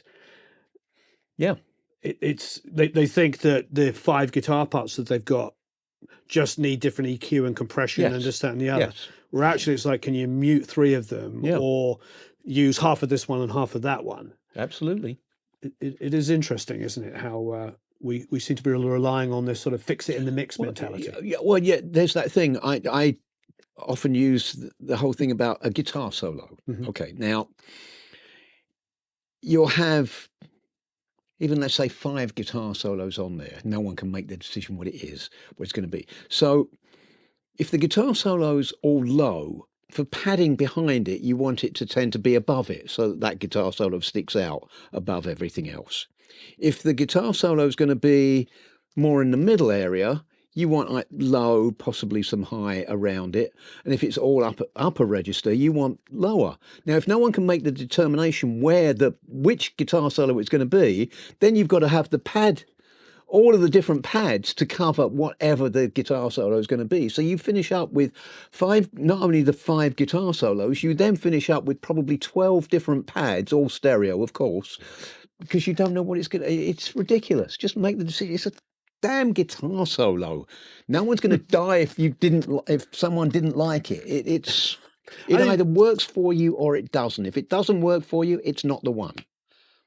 Talking of guitar players, we've been talking about Mahavishnu. We haven't really got into the fact that a couple of times we mentioned that John McLaughlin was the guitar player. Yeah.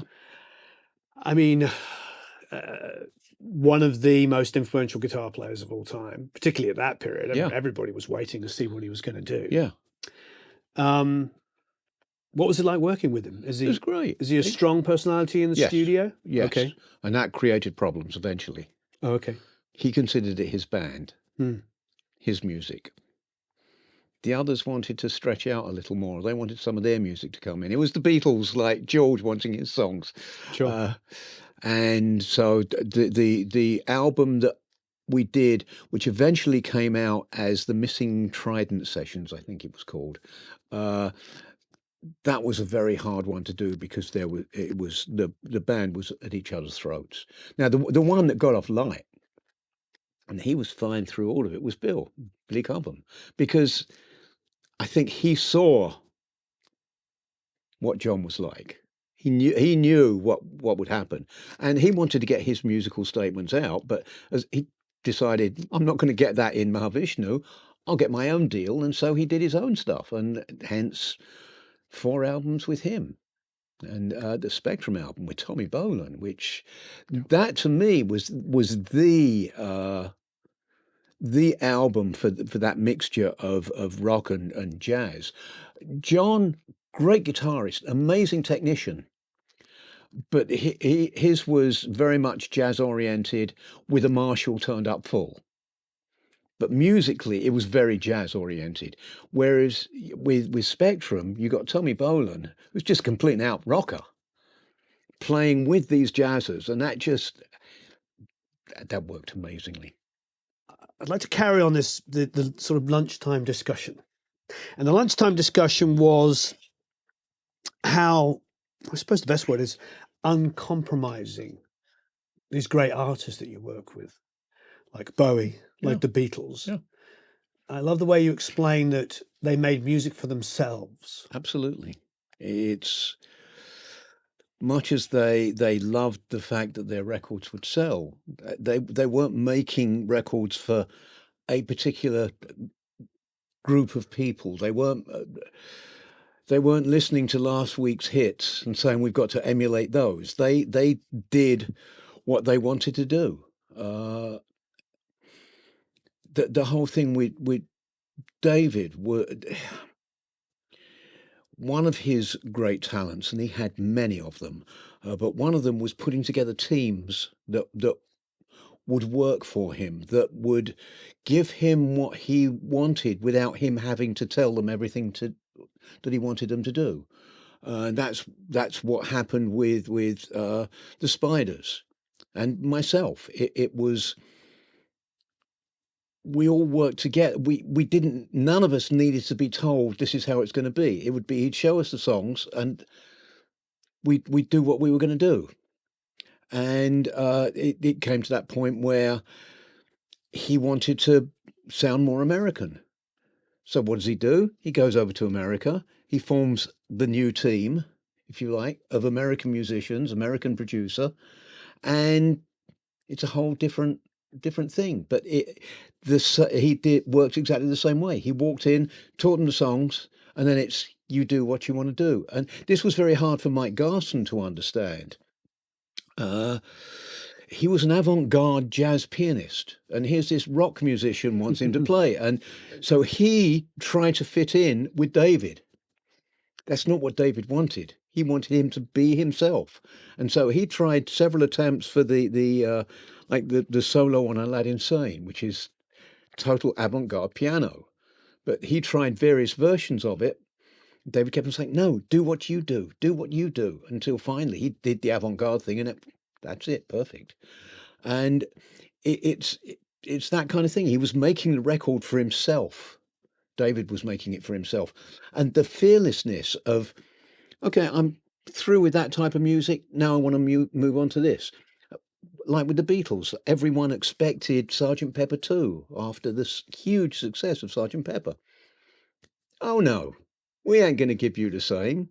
We want to get back to basics, more rock and roll. And so the White Album, and it's that takes a hell of a lot of courage. It's very easy to keep making the same record. Yeah, and it's great that people will do that. Yeah. So, speaking of Bowie, when did you first work with him? Not that long after I started at Trident. So that would be, what, 68, 69, I guess. He'd had the success with Space Oddity, produced by Gus Dudgeon, and engineered by Barry Sheffield, the same guy that engineered Hey Jude. And due to its success, Mercury, his record company, wanted an album. And so between myself and Malcolm Toft, we did the album with Tony Visconti producing.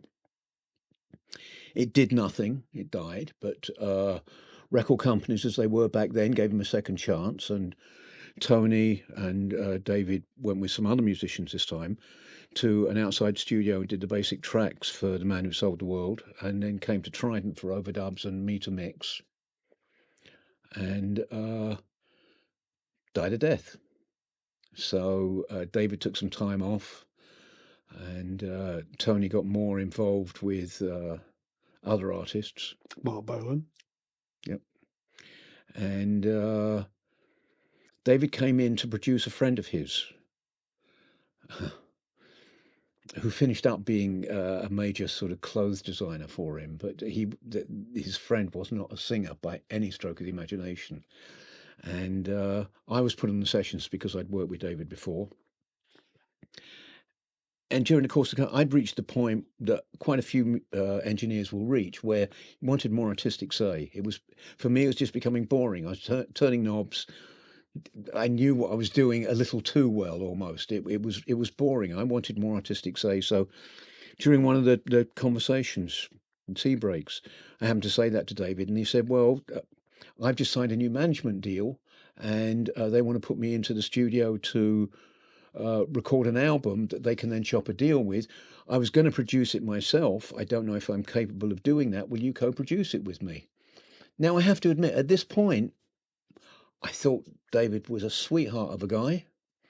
He obviously had a modicum of talent, but he was never going to be particularly big. Now, unlike my earlier thing of I start off with the biggest band in the damn world, the Beatles, here I can actually learn what I'm doing, co-producing an album that no one's ever going to hear. It was a couple of weeks later, he comes by to the house with there was him, his wife, and his publisher, and we were going through demos, and I think it was probably the second song that he played, and suddenly the light bulb went off above my head. This could be something that people will listen to. What was the second song? I can't remember. Mm-hmm. I wish I could. It's another one of those that hypnosis, regression therapy, I might remember then, but no, suddenly I was petrified that people would hear all of my mistakes again. And yeah, we went on from there. And I think going into the studio to start the album, there was a certain amount of trepidation from both of us because neither of us had really done this before, the production side of it as well. And obviously, as we recorded more and things were working and it was sounding good and the whole thing, we just gained confidence and just moved on and carried on from there. The album you're talking about, of course, is Hunky Dory. It is indeed. Now, which I'm not going to lie, is in my top 5 greatest albums of all time. I've probably listened to that more than any other record. Okay. Only a couple. For me, just with Bowie, for me, the album that hangs together the best is Ziggy. Just as put it on at the beginning and go to the end. That's the one for me. Whereas I think there are better songs, better recordings, better songs on Hunky Dory and Aladdin Sane. I think they're both masterpieces, Ziggy and Hunky Dory, for different reasons, aren't they? Yeah. Hunky Dory is almost like Revolver in its, genre. It's going here, it's doing this, it's doing that. It's like a work of art in that respect. Whereas Ziggy is definitely like a very, very formed thought process and very, Almost, yeah. I just think of It Ain't Easy, which was done for Hunky Dory and was left off. And then just the addition of Starman, because originally it was going to be Round and Round. Oh, well. But the record company, when we handed it in, when he finally signed a deal, which I think was during the recording of Ziggy, they put him in, management put him in to do a second album to help solidify the record deal. So when we started Ziggy, he still didn't have a record deal. And but didn't you do Ziggy immediately after Hunky Dory? Yes, almost immediately. So the stories I've heard, which I'm sure are all wrong, but are of a house where there was a piano David room, and then there was another room with the band set up, and he would move between the two, rehearse, all the band were living together at this point. They did it earlier than that. They started for a while, yeah. Not during Ziggy. I think they'd moved into their own place by then, but yeah, the place in Beckenham. How long did Hunky Dory take to record? 2 weeks. 2 weeks, including Life on Mars string arrangement. Yeah. And then how long off between before you started Ziggy Stardust? It's just a few weeks, not that long. Incredible. And he didn't have a deal. No. Until the middle of Ziggy Stardust. I guess that's when it was, yeah, something like that. Because I know he hadn't signed, at least he hadn't signed a deal when we started Ziggy. Now because they wanted, management wanted another album just to really solidify what was going on with the record company. So, and then when we handed it in, he must have had the deal with RCA by the end, because when we handed it in, they said it's great, but we don't hear a single. So we went back in, we recorded Starman. He wrote this. I've been checking up on this lately with the one remaining member of the band, Woody Woodmansey, the drummer, saying, so did David have the song way earlier and then just, okay, now we'll record Starman, do it? Or did he write it? He said, as far as I know, as soon as they said we need a single, he wrote Starman, and we went in and did it. It's incredible. Yeah. You formed a production company with the owners of Trident Studios. I did. Nereus Productions? Yes. Yeah. So what was that as an entity? The production company made these records? No.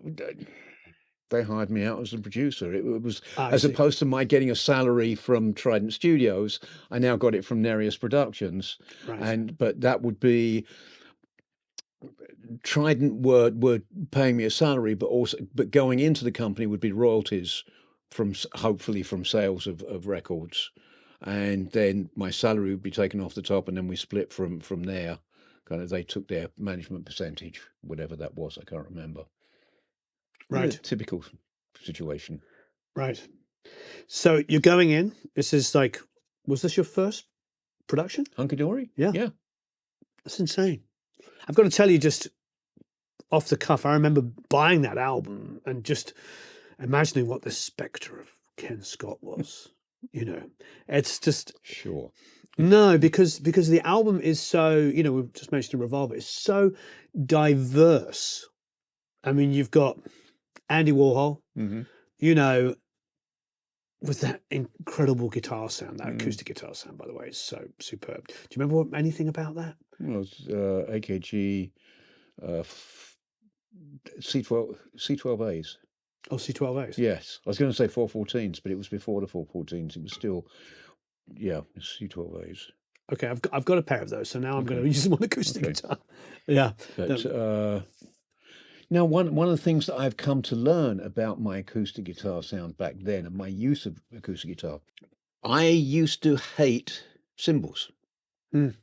And so I'd keep them really down in the mix, of the drum mix. And I think I made the guitars particularly sort of high-endy to take that zone where the hi-hats and cymbals would be. And it would be doing what it would be fulfilling the same purpose as the hi-hat, but in a completely different way. And that only came to me, the realization only came to me when talking to a gentleman called James Clarke, I think it was, that used to work here at Abbey Road. And he was the first one that came up with, that I know of, the first one that came up with the AI thing of being able to pull things, demix things. And he and I were talking at one point, and he said the hardest part for him was the differentiation between cymbals and acoustic guitars. Mm. And it was when he said that, God, I guess I used the acoustic guitars instead of the cymbals because I didn't hate them. And then, yeah, it makes absolute sense. They offer melody, rhythm. Yeah. But a totally different rhythm, than more rhythmic than just the Sure. eighth notes, 16th notes, whatever. Yeah, that sounds very logical indeed. I know I asked you about this off camera, and you actually did talk about it the first time I ever met you at NAMM a few years ago. Mick Ronson is obviously a highly regarded guitar player. Not as highly as he should be. Well, in this part of the world, this little part of the world here, he's very highly regarded. I mean, we could talk about those clean tones. Are you DIing the guitar straight from the console? Do you remember? Because those clean tones are so clean. Quite possibly. I don't remember specifically, but it's quite possible. I was always trying to emulate that as a kid with amps. Yeah. I could never get it quite the same until I got into a recording studio and tried different things like that. But the reason why I bring him up as an amazing guitar player, maybe not given as many props as he should, but ultimately he is regarded so highly. But as a string arranger, I mean, Life on Mars is an absolute masterpiece. Firstly, the song itself and the arrangement is quite insane. It works. I mean, for those of you that want, go and just get the chords and play along with it. It follows no. There's nothing it's ripping off. It's not a standardized form of anything. And yet, Bowie says that to a point it was, because he was basing it on an Italian song that he'd been asked to write English lyrics to. Right. And then someone else wrote the lyrics instead. So as he was pissed off about it, he wrote Life on Mars. Yeah. Yeah. I remember that. Yeah. Thanks for reminding me. For a movie, yes? I'm not sure. I think it was for a movie or a musical or something. I remember reading that. Yeah, that's incredible. But yeah, it's just what an absolutely incredible song, regardless of the string arrangement. And then the string arrangement just takes it to a whole new level, like an insane level. Now, we did talk about this a few years ago, so people maybe have already seen this. But the story I heard was that Mick wasn't necessarily prepared for the string arrangement, and so the story goes off. He runs off to the bathroom to do it. He would generally start the arrangement the night before we were going to do it, and the way I heard it, he fell asleep, sort of halfway through, 3/4 of the way through, or whatever. So he never completed it at night. So he would tend to come in early. Let's say that the session was due to start, the string session was due to start at 10 o'clock in the morning. He'd come in at like 9:45, immediately run up to the first floor bathroom and lock himself away in there, and come out at 10:15, stack of paper, hand them out to the orchestra, and he'd finish the arrangement up there. I mean, there's so many things going through my mind. First of all, obviously, musically, unbelievable, an incredible arrangement that any major string arranger would be proud of. And then the secondly, that he's going in there and charting this all out in a few minutes, in half an hour. Finishing it, yeah. He'd already done a lot of it. seeing there was a documentary that came out with him a few years ago. I watched, and he has got to be the most straight with the whole of the band, straightforward, northern, Oh yeah. plain speaking, Oh yeah. no airs and graces, and yet the sophistication of his work is just next level. Yeah. He was a sweetheart of a guy. They all were. It was a great time. They're great people to be working with. Definitely the never judge a book by its cover. They're going in though. They're making these two records with a hope that they're going to have a record deal. Now this was Mainman, wasn't it? That was the name of the production. The management company. No. Initially, it was Jem Toby. Okay. Tony DeFries worked for Jem Toby. I see. And which was owned by a guy called Lawrence Myers that had quite a bit of success with other things. And at some point, somehow or another, Tony DeFries pulled David out of that deal and set up his own deal with David, and that company was called Mainman. I see. So you finished up Hunky Dory. Oh, I must ask you though, Andy Warhol, you're credited as playing the ARP on that. Is that correct? It says, I don't think I'm credited on. Well, I don't think you're playing credited, anything, but no, it wouldn't Did be you Andy play- Warhol. There is the link. between the two tracks. Yes. So yeah, no, I set that up. Yes. Yep. And So was then that I think that's the only one on Hunky Dory, but then on Ziggy, on Suffragette City, everyone always says about the blaring baritone saxes, to quote an American DJ called Redbeard. He'd been talking with David, interviewing David, and they were talking about the sax part that David played on Suffragette City. Well, it wasn't a sax part; it was an ARP synthesizer part. We come to the end of the close to the finishing the song, but we knew it needed something. So typically, we've got the ARP synthesizer upstairs. Let's try it. So sent the assistant up to brought it down, set it up on the sofa in front of the mixing console, and I set up a sound, and Bruno just went 2 passes on it, and that's the blaring baritone saxes on Suffragette City. So yeah. I think there's always that assumption with David as a sax player that it must be a sax because David's a sax player. I remember getting Now We Are Six, Still I Span with his sax solo on that. What was it on? To No, No, No, Mr. Love, Love. I think he played the sax solo on that track, yeah. Okay. You know, when you're a fan, you do that. You know, as you sort of dig out records. Oh, Bowie's on this, I must get that. Yeah. The actual recording of both these records, you're doing them in a couple of weeks with string arrangement. 90% track live off the floor? No. How was it done? It would generally be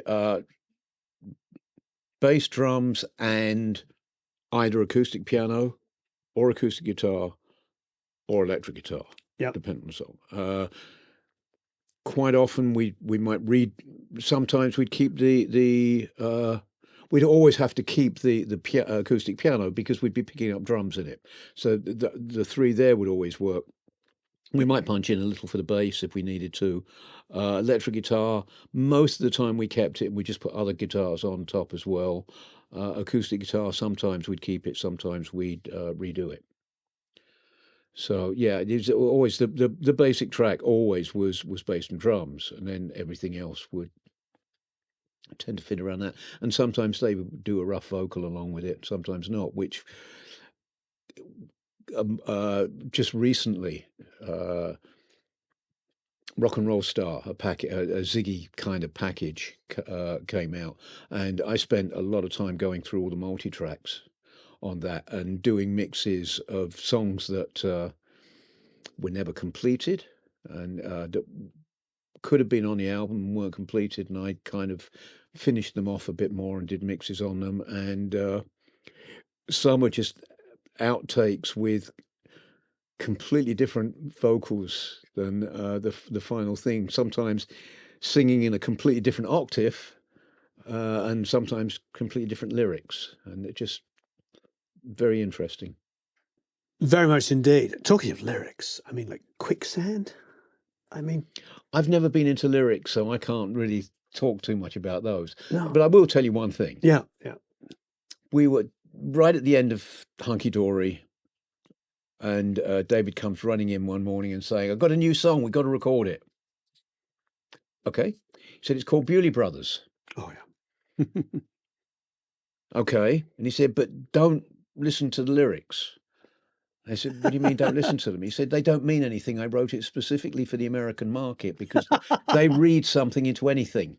Lovely. Well, I've heard maybe 6 or 7 different versions as to what the Bewley Brothers is actually all about. And I think David probably agreed with every single one of them. And so he should. Yeah. What was the technicalities in these days? It's Trident, so Sound Techniques console. What console was in those days? Yeah, it would have been, yes. Yes, Aladdin Sane may have been the Trident A-Range, but Hunky Dory and Ziggy, yeah, would have been the second generation. So the second generation. Yes, Sound Techniques, and then mixed on the first generation Sound Techniques. And 8-track? 16. So you got 16 track on both. Top of your head, how many mics on the drums, or how many tracks did you end up with on the drums? 3. 3. So is that kick, snare, mono, overhead, or Kick? One or two ways: kick and rest of the drum stereo, or snare and rest of the drum stereo. Oh, I see.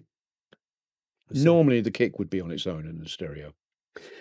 So with Ziggy Stardust, and now you're mixing it in Atmos.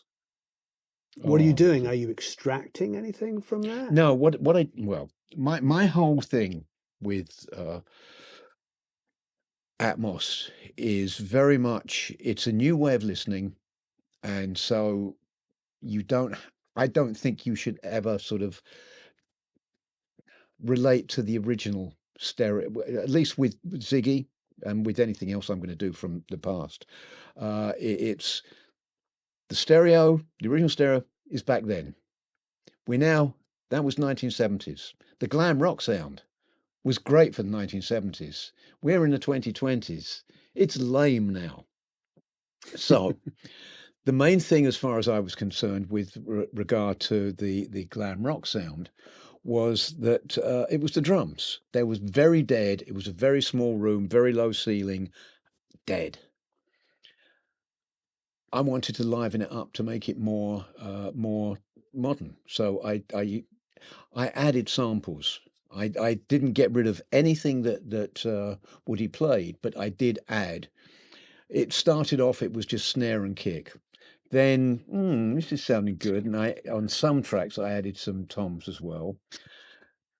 Then that sudden I didn't like cymbals back then, I do now, came into play, and I couldn't get enough cymbals, so I had to also put in cymbal samples. Now, when you're dealing with a hi-hat, I had to go in every single solitary beat and match it up exactly with what he did. Painstaking. I was worried because it can start to sound very, very fake when you do that kind of thing. The engineer that I worked with for the Atmos mixes, Emre, he's a drummer. So one of the first things I said to him when we pulled up the first multi-track, I said, listen specifically to the drums and the samples, because you're going to know if it sounds natural or not. And he listened through, he said, I can't tell. It all sounds like one, which was perfect. So from then on, I knew I could continue in that route. When the whole thing of Atmos first came up, I thought, typically, this will be easy. I can learn this. Sure. Didn't take long before I realized completely out of my depth with it.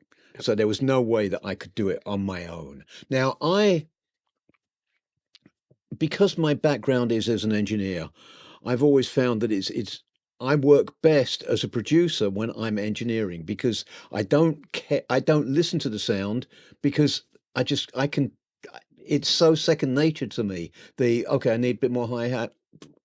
Just twist a knob kind of thing slightly, and I don't even think about it. When I've tried working with an engineer before, uh, I'm listening to the sound too much, and you know what? Can you add a bit more high end on that hi hat? No, pull it back a bit. Yeah, go back to it. Yeah, that's but too much time. With me, I just do it. But this moving into this whole new area of Atmos, uh, I knew I couldn't do it on my own, so I had to find someone. Now, I'd gone to an MPG Awards dinner a few years ago and started to talk to Emre Ramazanoglu about Atmos mixing because I knew he'd done quite a bit. And when it came time for me to do this, I called up a friend and said, "Can you get me in touch with Emre?" And he did. We met up. We were both thinking. It was like that team thing. We were both thinking exactly alike. And so I went in there with Emre, and we did it. It worked perfectly. You know what? We need a little bit. He would say, another half a dB on the vocal. That's it precisely. It was almost like one brain. It was great. It was such a great experience working with him. So that was my first step towards changing from the original stereo mixes for Ziggy. And I wanted to make it that the listener was in the theater with the band playing, more that kind of thing. None of the gimmicky moving around particularly. There's a little of that, but not much. And it's immersive. It is, you're in there. Woody heard some of it, and his comment was, "I felt as if I was in the band," and he didn't mean that as it. He was there with them. Was the way he meant it, uh, because that's how it feels. And from that,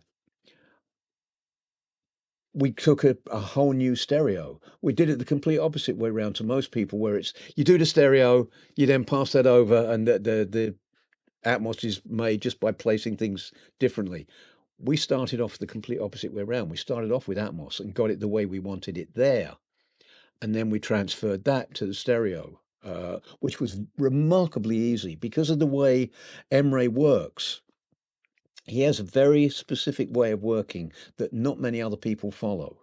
I believe you're going to be speaking to him later, and he can explain to you how he works because I got lost on it. I know it's all to do with the beds and not using beds and using yeah, whatever.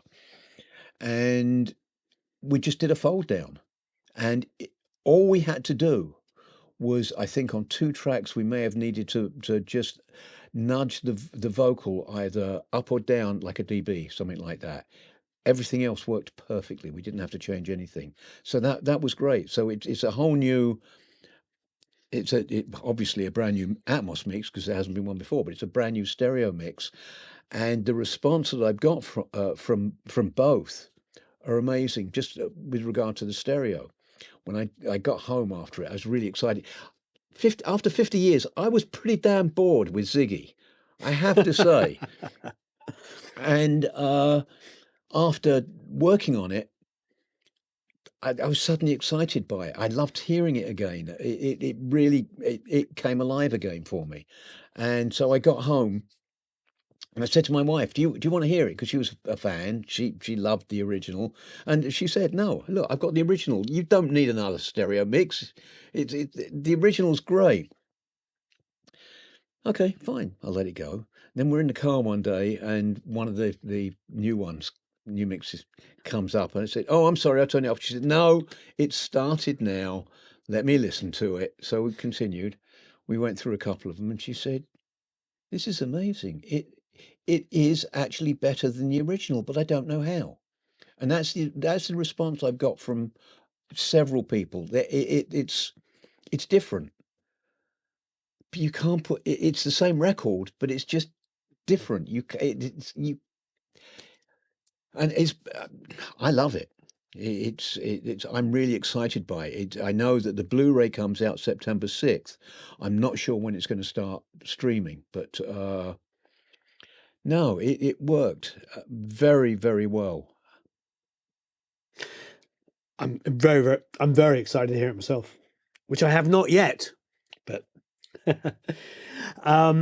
so I've read that Bowie was very focused on this album. That he would sit there with Rono and like work on guitar solos with him. Is that true? There may have been some of that. That Yeah. would that not done in the studio. That if that was Okay. happening, that would have been done outside. I see. Because that didn't happen very much in the studio. It was very organic. It just we did what we did, and more often than not, like it was okay. We need guitar at the end. Okay, I know. Ronald would go down and he'd play something absolutely amazing, and it's okay. That's it. We got it. And we look with David with his vocals.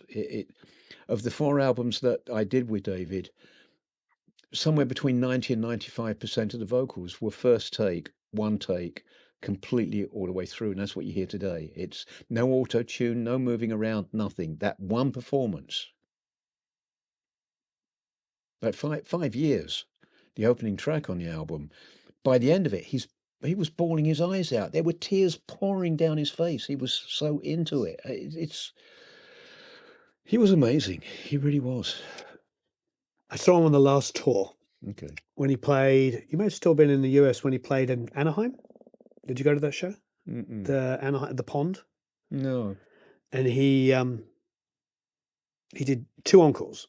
Okay. He came out and did an encore, and then the second time he came out, he said, "This is what we did when we was Ziggy," and then played the first 5 songs off of Ziggy Stardust in order. Wow. I'll get pretty teary-eyed. It was amazing. Yeah.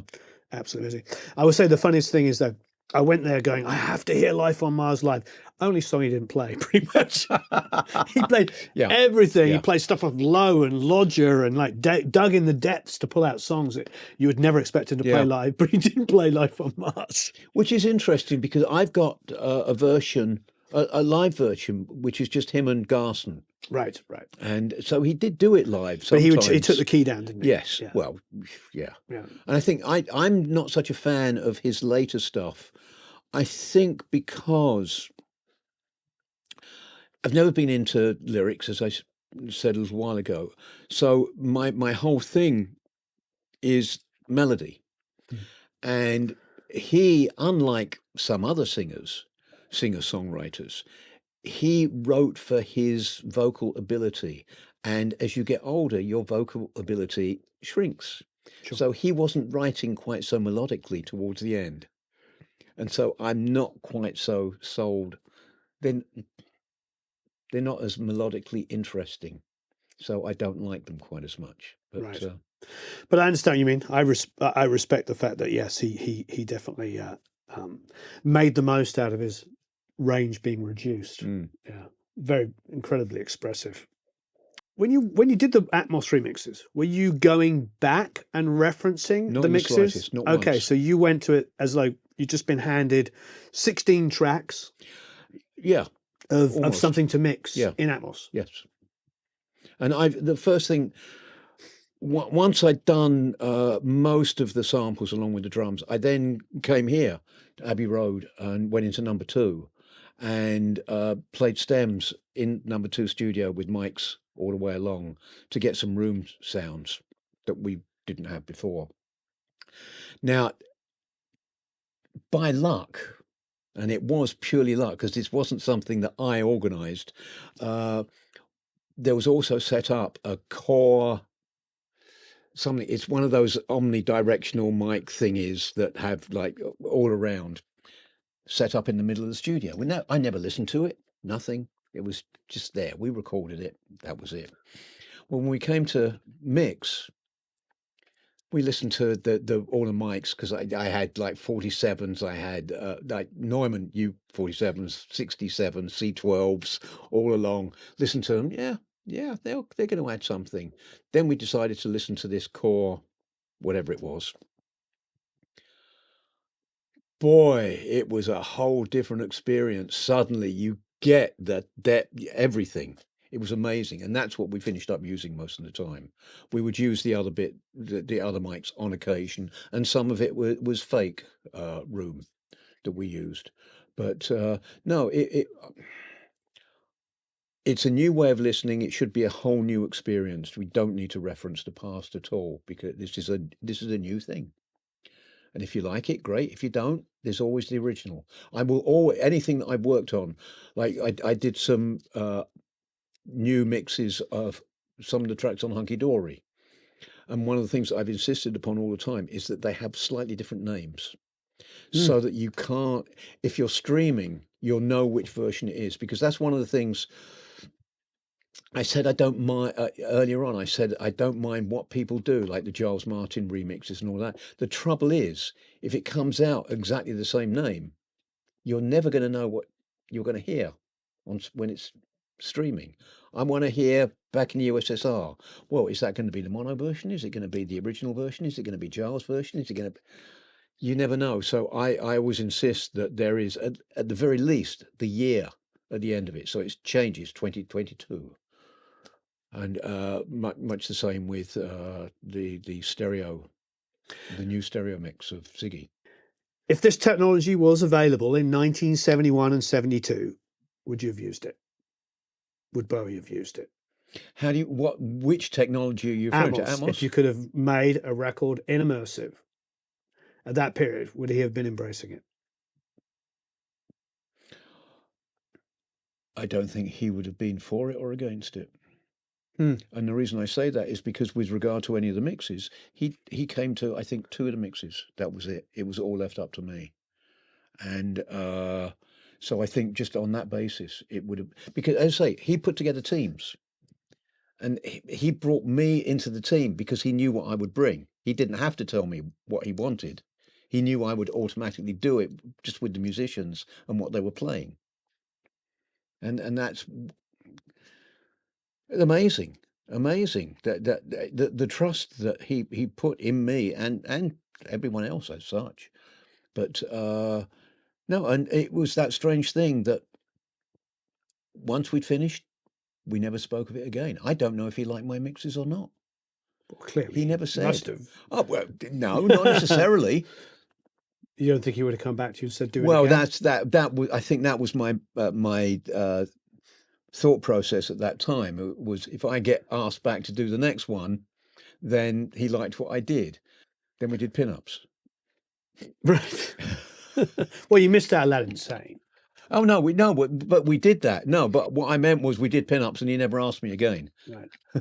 Pinups was for a Bowie fan such as myself, and probably lots and lots of people, thousands of people watching this.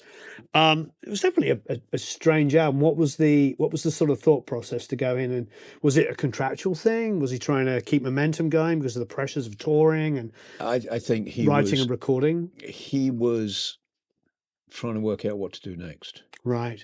It's a buffer. Yeah, and it was stopgap. It became obvious to me after that, because we did work together a little bit more after Pinups. First off, there was the 1980 Floor Show, which we did for Midnight Special. But we also went in. We supposedly started Diamond Dogs. We did a track. It was 1984 / Dodo. It was 2 of the. For the final album, he split the 2 songs, but at this point, it was they were done as a medley, and we recorded that, and that was one of the only mixes that he came to, and his whole thing was he kept on putting on, like, I always say Barry White. It's the only thing I can think of, but it was all like the Philadelphia records that were big at that time. I want it to sound more like that. I want it more like that. Well, English musicians, English studio, English engineer, producer. It ain't going to sound like that. Yeah. And he was at that point. He wanted that American sound. I don't think he knew how to get it at that point. And I think Pinups was just that. Well, I've ended Ziggy. Totally. I got rid of the band, the whole thing. It's now on to the next thing. I want that. How do I get there, kind of thing? And it was going through that, not knowing quite how to get there yet. So it became a stopgap. That makes sense. It's interesting though, because it's I don't know how to describe this in the right kind of way. Pinups is like, I don't want to say phoned it in, but it definitely just feels like he just did the minimum he could on it. It's a great sounding record and everything, but Well, it was such a strange thing because he'd fired the band. Yeah. Well, not Ronno, but he'd fired Woody and Trevor. Then the bass player that was supposed to have been playing pulled out about a week or so before. Who was we were that? going. I'm not saying, but they pulled out, and so suddenly he had to go and ask Trevor to come back and play bass on it. So that's obviously a very strange situation for me. My wife was coming towards the end of a pregnancy, twins. I actually had to fly back in the middle of recording, fly back to England because we did it at the chateau, and fly back for the birth and then back over to France again afterwards. So I was kind of elsewhere. It was just, you suddenly got this new drummer in Ainsley Dunbar that I'd worked with several times before, but it was just weird. It comes across. And it's also that I'd mentioned about Gus and trying to tell the brass players, the French brass players, what to play, Yeah. and that difficult thing. Well, you've got Ronno going through two things. He's trying to tell Garson what to play, so you've got the English American. Then they've got string players coming in that are French that he's trying to tell them what to play. French, English. It got complex at times for that kind of thing. I think as a fan, because I actually went through buying these records back in chronological order. Regression's a strong word, but it just felt like, oh, this sounds like some of the more simplistic stuff that he was doing before. Yeah, so I've always wondered. Yet some of the backing vocals, he came up with the weirdest backing vocals on that, and they're generally all him. I can believe it. They're amazing. Yeah. Yeah, there are moments of absolute genius on it, but I always assumed that it was a contractual thing, because like we were saying earlier, artists were expected to do 2 albums a year and 4 singles, and even the Beatles, 2 EPs a year or something. I can't remember. By the time I was working with them, I don't know quite what that was, but they changed everything fairly quickly. Yeah, but the contractual obligations for artists at that time were just insane. Now you're lucky if you get an album every 2 years by an artist, let alone 4 years. Yeah, right. Yeah, we've talked about Bowie. We obviously talked about the new Atmos mixing of Ziggy, the recording of Ziggy, and we did do quite a bit on Pinups. But Aladdin Sane, I feel remiss if we ignored it. I mean. It was, when did Bowie, okay, here's a question.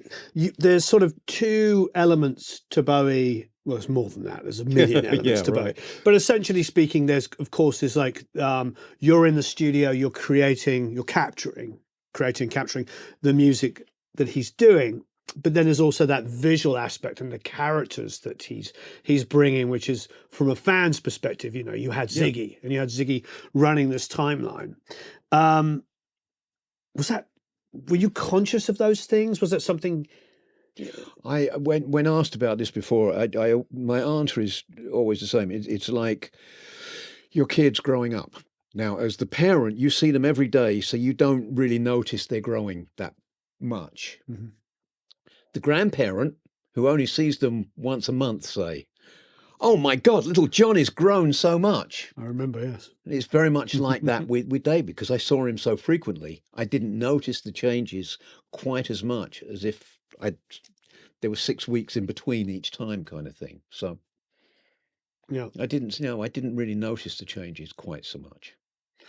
Interesting. So for Aladdin Sane, it's interesting because Hunky Dory and Ziggy Stardust, even though they were like, from one to another, they're quite different albums, with the exception of a couple of tracks maybe on Hunky Dory that could have fallen into Ziggy, and maybe one that could have fallen back. The interesting thing that has come to me through working on Rock and Roll Star, the box set, and going back and listening to all of the songs that we didn't complete. There is this remarkable grey area between Hunky Dory and Ziggy. Although you hear the completed entities, yes, they are very different. But there's a lot that we did and never finished for Ziggy that would have fitted in perfectly with Hunky Dory. It's just it was just a growth kind of thing into it. There was no, okay, we finished Hunky Dory. That sounded like that. Now we're going to change everything and do Ziggy. There really is like almost one complete double album, if you like. Amazing. Then how does Aladdin Sane fit for you?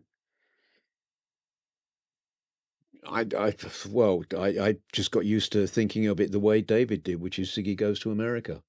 It's it's harder edged.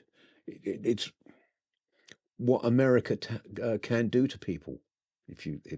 Well, we both know. know that experience. Well, Yes, it can it has harsher edges than the Brit side.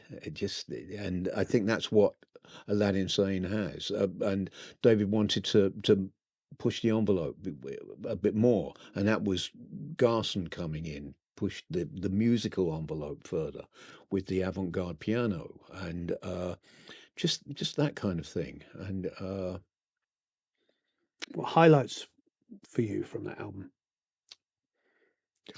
the piano solo on Aladdin Sane definitely is one of them. I love Time. That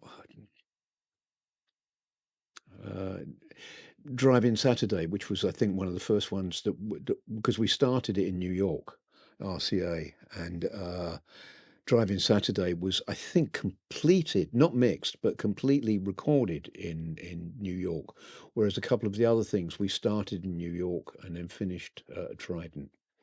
But no, I ran into my first real experience of dealing with unions, because RCA Studio was highly unionized, and so I couldn't engineer. I had to play real producer, if you like, sit at the end of the thing and do it that way.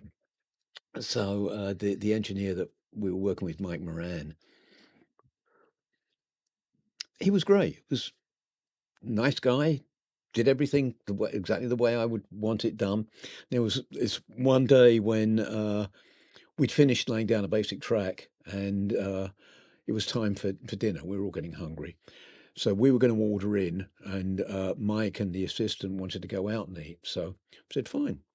They went. We had our food delivered. We ate it, and then we wanted to start to rehearse the next song. So the desk was switched so that we were listening to the tape. So I just hit one button so we could hear the studio, so they could hear the headphones and all of that, and start working on the next song. When Mike came back, he hit the roof. You could have had the entire studio walk out here. You're not allowed to do that, because I wasn't a member of the union. Oh boy, did he lose it! And yeah, that was my first, and luckily only, dealing with a union and the possibility of causing a strike. Interesting. I can't imagine any situation I've been as an engineer where I would do anything other different than what the producer did. That's the thing I actually take away from that. Me as an engineer, if you're my producer and you're saying I'm ordering in, I'm sitting next to you and having the same food as you. I'm being honest. Did you ever, as an engineer, go, you know what, George? I want to go out and get some takeaway. Interestingly enough, that's the thing. Yes. And this was right at the beginning when I started to work on Magical Mystery Tour. Yeah. We were doing something down in Number One Studio. The assistant was Richard Lush, who had been doing a lot of the work with Jeff. He'd worked with them a lot during that period and knew what happened. Well, they ordered in, but they didn't order in for us. And I looked to Rich and said, well, what do we do? He said, hang on. You know what, guys? We're going to go out and get a bite to eat, okay? Yeah. And he and I just left and went and had something to eat and then came back. They were fine. Oh, that's kind of what they'd got used to, but I didn't know that that's what they were used to. Okay. And other than the Beatles sessions, most of them that I'd worked on that was right at the beginning of the engineering. So it had been a while since I'd actually worked on sessions. And back as an assistant engineer, it was 10 till 1, 2:30 to 5:30, 7 to 10, generally. Some of the Beatles ones would go through, but still the engineer at that point, the older engineer, no, we're going to go take a break and eat. So it was, yeah, I didn't quite know how to react back then. So I didn't do what the producers and the artists wanted, kind of thing. I just finished up leaving. Oh, well, there you go. You were a rebel early on. I wasn't, as it turns out, but it felt like it at the time. We glossed over School Days of all records. We did, yes. Yeah, that's my fault. I apologise. I'm sure people watching this thinking they can't not talk about School Days. School Days is one of those records, like your work with Mahavishnu Orchestra, that really is very, very important to those of us that love both worlds of jazz and rock, and where they actually came together in such an incredible way. And I think if anybody knows any Stanley Clarke, that's the one they're going to know. Yeah. How did that come about? Was that through Billy? Well, I'd done 2 earlier albums with Stan. Working with Stanley. Yes. Sorry. So it was just the 3rd album of the trio kind of thing. And it was interesting because one of the things that I always wanted, like the dream session, was Stan and Billy Cobham. Boy, did I come to regret that. Why is that? They both tried to outplay each other. Okay. And it was like they'd be out there playing away and oh God, this is awful. They'd finish it. Come in, guys, and take a listen. Okay. I said, yeah, do you think you can both sort of calm it down a bit? Oh yeah, cool. Yeah. We should need to calm it down. They go out there and then try and outplay each other again. And it just carried on for a while until finally they kind of got it and they calmed down, and it's amazing. But it was, for a while there, it was heavy going. I makes me think, because I remember that classic line about Stanley Clarke and Jeff Beck toured, but they never recorded. Yeah. And people that saw the show says it was like having 2 lead guitar players and no bass player. Makes sense. Yeah. Makes sense for what you just said. Yeah. But what a phenomenal bass player, you know. Oh, him and Jarko's just sort of took bass playing to a whole different level. No, absolutely. And it's interesting because just you say about Mahavishnu and Stan, like the difference between bass players, like Rick Laird, he was the grounding force of Mahavishnu. He didn't do much. And that's exactly what was needed, because with everyone else doing what they did, if he went out on a limb as well, that would have been a mess. He held it together. You get the other end, which is Stan. That he can let rip all the time, but he wouldn't necessarily. He was aware enough that he knew when to do it and when not to do it. But it was great because he got to learn some of the more rock and roll tricks, if you like. For instance, some of his licks on the bass, really quick, they would just sound like they wouldn't come through. There wasn't enough, because he was playing so fast. They just almost slur. So then I'd say, okay, now we're going to try it again. You're going to overdub onto that. I'm going to play the tape at half speed, and you're going to play that same part, but exactly precisely in time. And then you put the two together, and it works perfectly, and you can hear every note that he plays. And it just things like that, which normally a jazzer wouldn't do. And I remember there was one drummer. Who was it? I can picture him. I can't remember his name. But I was taking ages getting the drum sound, as I tend to do at times, or used to. And he complained to Stan about how long I was taking. And Stan was very much, just do what he says and wait. I finally got it together. He came and listened to it. Yeah, okay, I get it, kind of thing. It was, it was worth the wait. But no, it's, and that was, working with Stan was the next, if you like, journey to working with Jeff, because he came in and guested on each of the albums. He guested on one of the tracks, And so it was having gone through the ego, very nice guy on Truth, ego after the American tour, a bit of work that I can't remember exactly what he was like at that point, but then with Stan, Sweetheart again. So I'm trying to get years, because There and Back is what, 1980? Don't ask. 79, 80. Okay, I'll take your word for it. We didn't have clocks in the studios, and as we were discussing earlier, it can be light outside, but no, absolutely, yeah. You never know what time, day or night it is, what day it is half the time. Yeah. What year it is. What year it is, yeah. There and Back, though, because that's one heck of a different, artist, player, band, everything from Truth, and even the sort of, more blow by blow kind of Wired period. By There and Back, it was, I don't know the right way to describe it, but very melodically structured. When I think of like, dum, dum, dum, dum, I mean, that beautiful melodic work. But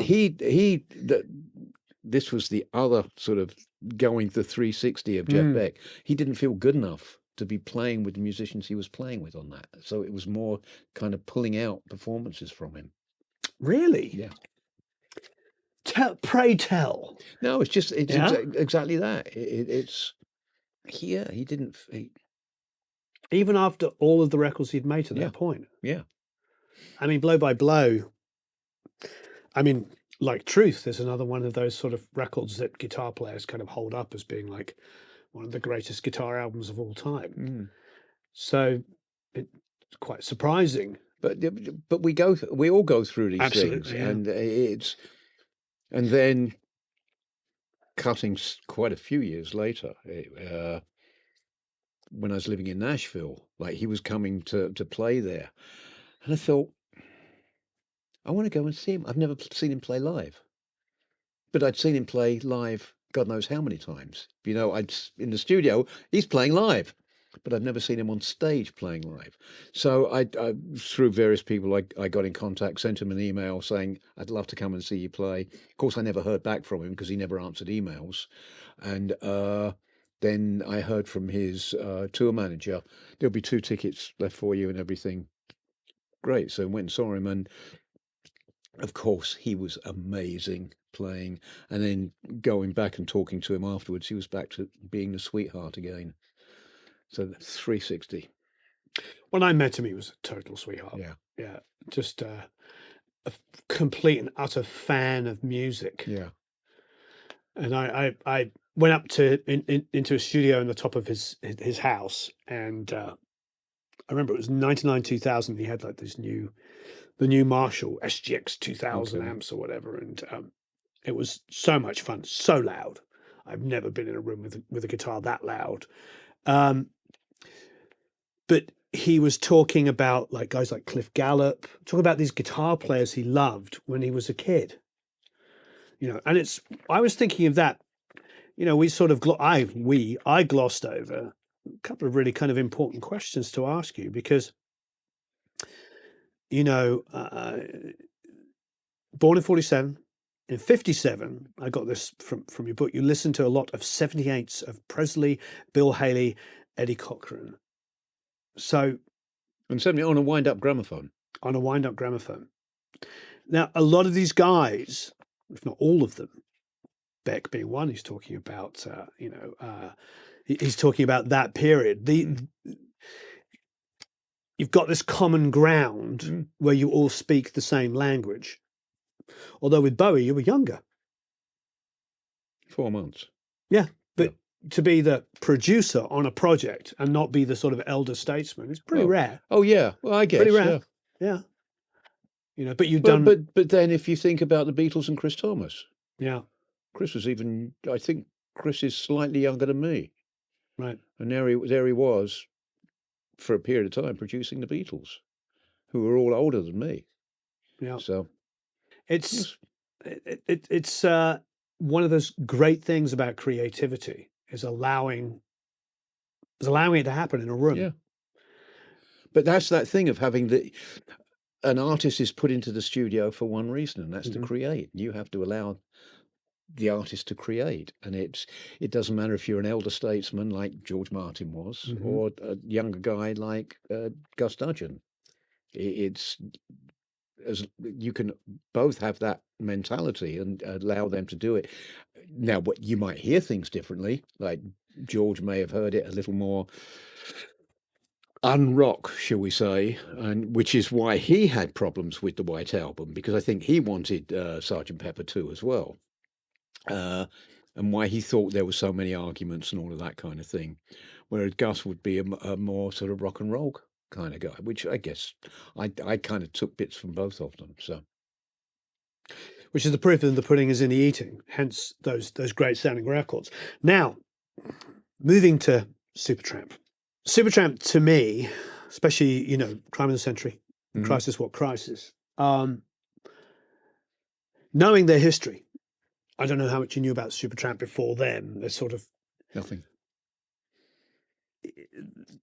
This is because they were sort of a prog band and sort of a pop band, They proved themselves, obviously, to be incredible songwriters, which I suppose is understatement of the decade. And you now have really run the gamut production-wise and engineering-wise. You've recorded jazz rock stars, people playing a million notes a second, all the way through to beautiful string arrangements and everything in between, and worked with. Oh, and it still continues after that. But yeah. Oh, absolutely. We'll go that far. Yeah.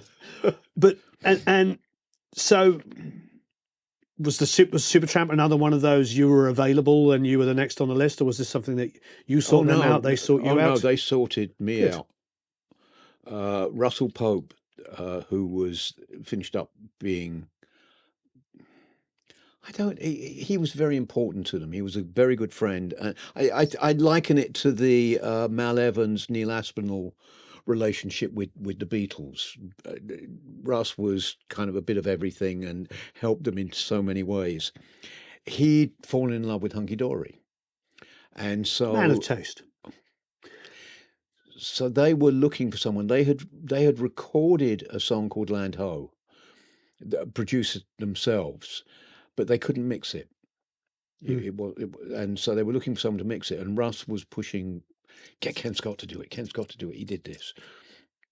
And so finally A&M contacted me, and I listened to it. I said, yeah, sure, I can mix that. No problem. I did it. The band didn't like, or I don't know if it was the entire band or certain members of the band or what, but they didn't like it.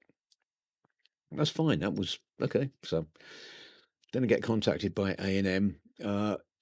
We're going to do an album with Supertramp. We'd love you to produce it. I said, well, get me some demos. I sent some demos and I thought they were crap. And I said, no. Now, I was managed at this point for Trident was, as we discussed earlier, was splitting in various directions, and they had like 3 production companies. There was my one, which was Nereus. They had one for Robin Cable, and they had one for Roy Thomas Baker. Oh, and they had a 4th one for John Anthony. So they had 4 production companies. So they brought in this guy, an American called Jack Nelson, to look after the 4 production companies. So Jack was primarily my manager. And I told him, and he said, okay, I'll contact A&M, tell them no. Well, A&M came back, look, we really like it. I said, get me some better demos. So they sent some more demos, and they're crap. Send them back. And then I guess Jack heard from A&M again, and he said, look, they're really behind this. I think you should do it. I said, but I don't like what I'm hearing. I'm not going to do something just because they want me to and I don't like it. Well, okay, but they're going to be doing a showcase in a week. Why don't we go and see that? And if you still don't like them, we'll call it quits there. I said, fine, okay. So we went to this showcase, and we're walking out, and Jack turns to me and he says, you know what? I agree with you. They're utter crap. And I said, are you kidding? They're amazing. I've got to do this album. So that's how it all started. So then... is this the case of the band was great live, but the demos just couldn't capture it was bits of... It's funny because looking back, the way I remember it was just bits of songs. There was nothing complete. Now I've heard some demos that they did. In fact, with the original band, not with the new band members, and it's of some of the songs from Crime, and they sound amazing. So I'm not sure if I'm misremembering what I was sent, and I just didn't like it for whatever reason, or if they sent me something different and it was bad. Memory is a strange thing. But I did finish up working with them. They'd been put into a farm by A&M to practice, to work out arrangements and all of that. I went down to see them down there, and we went through some stuff and came back, and we started in Trident. And it was, for whatever reason, I think it's that inner voice told me this is going to be an important album, and don't go by the normal rules. Because we were still in the 2-week time for an album. Well, I spent a day and a half just getting a drum sound, let alone putting tracks down or anything like that. And so we ploughed on, and about halfway through week 2, we've got basic tracks and a couple of overdubs, but nothing much on there. We're really behind schedule, or schedule, whichever you prefer to say. And we get a phone call from A&M that Jerry Moss, the M of A&M, is in town and wants to come by and hear what we're doing. You can't have him come down here. We're nowhere close ready for him to hear it. He is the M of A&M. He is coming down. Okay, do rough mixes of what we've got so that I don't have to set things up whilst he's there. We can just play that. He comes down, says hello to everyone, sits down in front of the console. I play him the rough mixes. He gets up at the end of it. Thank you. Goodbye. It's nice meeting you. And leaves. And we thought, that's it. It's all over. Heard back the next day. He loved what he heard. He says, continue working the way you're doing. You have whatever is needed, whatever time is needed. Just do it the way you hear it. That was it. We took it for all it was worth. And I think it was 6 months later, although we weren't in the studio all that time, but we have the completed album. And Jerry's foresight as a music man, that's what it like. You take the Armit Ertegans and all of those, and the Jerry Mosses, and they were music people. They knew what was good and what was bad, and what could grow out of a very early talent. What was the dynamic between Rick and Roger? Back then it was good. Right. But you've got two incredible songwriters. Yeah. Yeah. And they got on very well at that point. It was later that problems started to occur. I don't know exactly when, but no, it got fractured very badly. Very badly. Was that by the time you were making Crisis? What Crisis? No, it's much later. Oh. There were slight problems with during Crisis, but a lot of that came more down because we did it in LA At A&M, yeah. Yes, great, amazing there. Then we finished off Crisis at Scorpio in London, and it was very much. It was actually really good finishing it up. We'd run out of time, the regular scheduled time, so we were following on. If I remember correctly, was it Carl Palmer, the drummer? Was it Carl? Emerson, Lake and Palmer. Yeah, The Palmer. yeah. It was Carl. Carl He was was the doing drummer, yes. Yeah, he was doing a solo album, Mhm.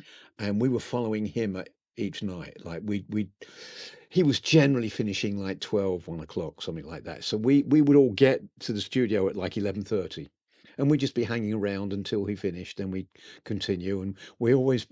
I remember we were bringing in eggs and bacon and all of that, and some of us would be frying up. Roger, I think, was vegetarian by that point, so he was doing his thing. So it was great. We had a really good time finishing it. So and So you were doing the night shift? yes, Oh, yes. And then that last day, we finished about 9 o'clock in the morning, I think it was. I drove home quickly, showered, left again because we were mastering the album. I think it was 11 o'clock. So it was a quick turnaround. So it was a long day. But we had, I think one of the problems with Crisis that created problems was the high bar that we had set with Crime. Right. It's trying to match up to what happened with that. And this, I was in here yesterday listening to tapes of both Crime and Crisis, and listening to Crime, it was just, I hadn't heard it as good as I did yesterday since we mixed it. It sounded phenomenal yesterday. And then hearing that, and then hearing Crisis immediately afterwards, it was interesting because Crisis is good, but there was a standard that was set on Crime that Crisis just doesn't match up to. And I think there was a certain, there was a lot of pressure on us with the success of Crime and how good that was. And that set us all off, I think, a little on edge. So it got a little funny. Then we met up again about doing the next album. They came over to my house. We spoke about the next album. That was the last I heard from them. But this foray over to Los Angeles, Yeah. did that sort of spark the, oh, maybe I should go to LA and make more records? Absolutely. It was, I was doing more and more work in the US, basically New York and Chicago. This was the first trip to California, and I knew we were going to be there for 3 months. So it was myself and my family. We all went, and we loved it there. And the fact that I was doing more and more work in the US, and England was sort of on the downward trek at that point. Yeah, the 3 and the 4 day weeks. And, Yes, yeah. yeah, I And remember those days. so it just made absolute sense to pack up and move over.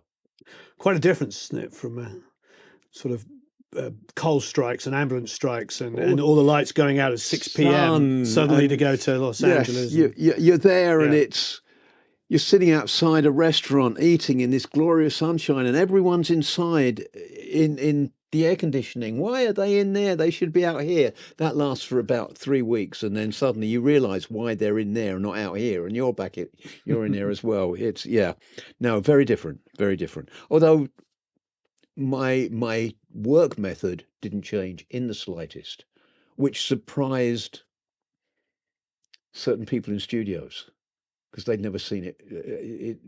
They weren't used to people working the way I did. The mics I used, where I put them. I remember when we were doing Crisis, I'd have them open all of the doors to the studio and the drum booths and all of that. So I put mics outside in the corridors so that we had room sounds and all of that. And what the hell is all this? They weren't used to that kind of thing there. So that was interesting. And also at this particular point in time, over here in England, we'd gone through the dead drum sound. America had only just sort of gotten into that dead drum sound. There was this one project I was doing at A&M, and Jeff Porcaro was the drummer. Incredible drummer. I've worked with the best. It's amazing. And when he came in with everything, all of his drums completely damped down. And this is what I was moving away from. We've done that over in England. We didn't want that anymore. So I said to him, I'm sorry, Jeff, but you're going to have to take all that damping off. What? I need it off. I need a more live drum sounding. It's taken me ages to get this just right. Everyone loves it. Not me. Being the professional he was, he said, okay. He pulled all of the damping off. I put the mics in place. I go in. I get the sound that I was after. He comes in, hears it, and from that point on, he never put any damping on his drums again. He went round telling, and interestingly enough, not too long ago, I spoke with one of his brothers, or it may be his only brother. I'm not sure how many he had, but I spoke to his brother, and he was asking me about that situation because there were certain things that his brother did that he didn't understand, and he wanted to get the truth as to why this happened. Apparently, Jeff was going round and saying, "You're going to use these mics on the drums. I'm not putting any damping on. You're going to use Keep-X gates, and this is what you're going to do." And from then on, it was following exactly what I had done to get that sound. He was going and telling other people to do it the same way, which is great. I remember first moving to LA and going into all the kind of older legacy studios, Yeah, and they all had tons of Keep-X gates everywhere. yeah. So you're to They was- blame. When we started There and Back, the drum tech came in to set up the drums for Simon and Cy Phillips, and I go down and I said, "Excuse me, can you take the front head off because I've got to put the mic in?" "Nope. No, I've got to get in there. Can you please take the head off?" "Nope.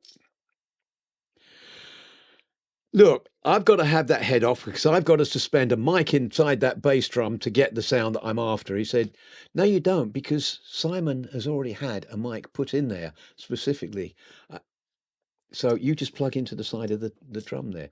Now, I've got this great video, an interview with Cy, where he's saying that he checked up on how I recorded drums before coming in so that he could be prepared and got it all set up before.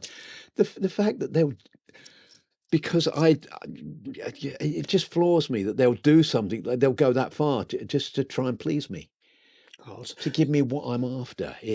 That's astounding. Yeah, These talented people that Yeah. it's no, it's wonderful. And Simon is obsessional about recording drums. yeah. I have a question though. If you want to talk about drums, are you a bottom snare mic guy No. or top only? Generally speaking, only top. Guess what Simon only does? What? Top only. I Okay. wondered. That's why I Oh, asked. okay. So I did an interview with him about 6-7 years ago Yeah. now, and went and saw his recording setup, and he has the mic suspended on the inside, and he has top only. Yeah, for me, it depends on the snare drum. If it's a really deep one, just from the top, you don't. It sounds like a tom tom. Mm-hmm. So I need something underneath to get more of the snare rattle. But on a regular size snare, I get enough from the top. I don't want to gloss over this because in my household growing up, this was an absolutely massive song. Uh-oh. 1976. What do you think I'm going to ask you about? If it's only a song, 1976, New Seekers. I know, yeah. Which song? One of those ridiculous things that have happened to me just purely out of by chance. So a lot of engineers get their training doing ads. I've only ever done one ad. Oh dear. And it was that one. I'd like to buy the world a Coke. The biggest ad of the 70s. Right. Closed the whole God knows how many seasons of Mad Men. Wait, who wrote that? Barry Manilow? No, Who wrote Roger that? Greenaway. Oh, okay, yeah, sorry, yeah. Which was the one? I don't know if it's Greenaway and Cook or just Roger, but well, they're both Roger, but I don't know if it's Greenaway or Greenaway and Cook. Right. But no, and it was the New Seekers, and it was Radio 2 at Radio 2's finest. Mid-70s, they were on. Yeah. It was like Carpenter's New Seekers, Carpenter's New Seekers, Carpenter's New Seekers. They were. But the great thing about this was you always hear these stories about the ad agency guy coming down and he's saying, "I want it more purple," not knowing how to quite relate musically. The ad agency guy that came down, his name was Billy Davis, and he'd had several hits with Marilyn McCoo, I believe. Okay. So he was a music guy. Okay. Good. So it was great. It was amazing. We did this great ad. Yep. Became hugely successful, and so they took the track that we'd done, copied it, edited it, and turned it into a single. They redid the lyric. Yes. And it became number one both the States and England. No more Coke, but sing. That's great. Is there a royalty that comes with it? No. It won a Clio for best recording or something. Oh, nice. Yeah. What year was that? Ish. 72, 73. 72, 73. Yeah. Nice. Lovely. So I hope I got this right. Dixie Dregs. Oh, absolutely. I was like, I'm striking out here all over the place because I'm a big fan. Big fan. That's Steve. phenomenal. Yeah, Steve is Steve Norse. amazing. What a guitar Yeah, player. yeah. Phenomenal guitar. And the drummer at that point was Rod Morgenstein. Morgenstein. Yeah. Phenomenal. He hated me. Oh, where's that? For a brief while. Coming up to the first album that I did with them, went to SIR, Studio Instrument Rentals. No, SIR very well. For pre-production. So LA. Okay, impress me. I sat down and they started to play. They get about halfway through the first number.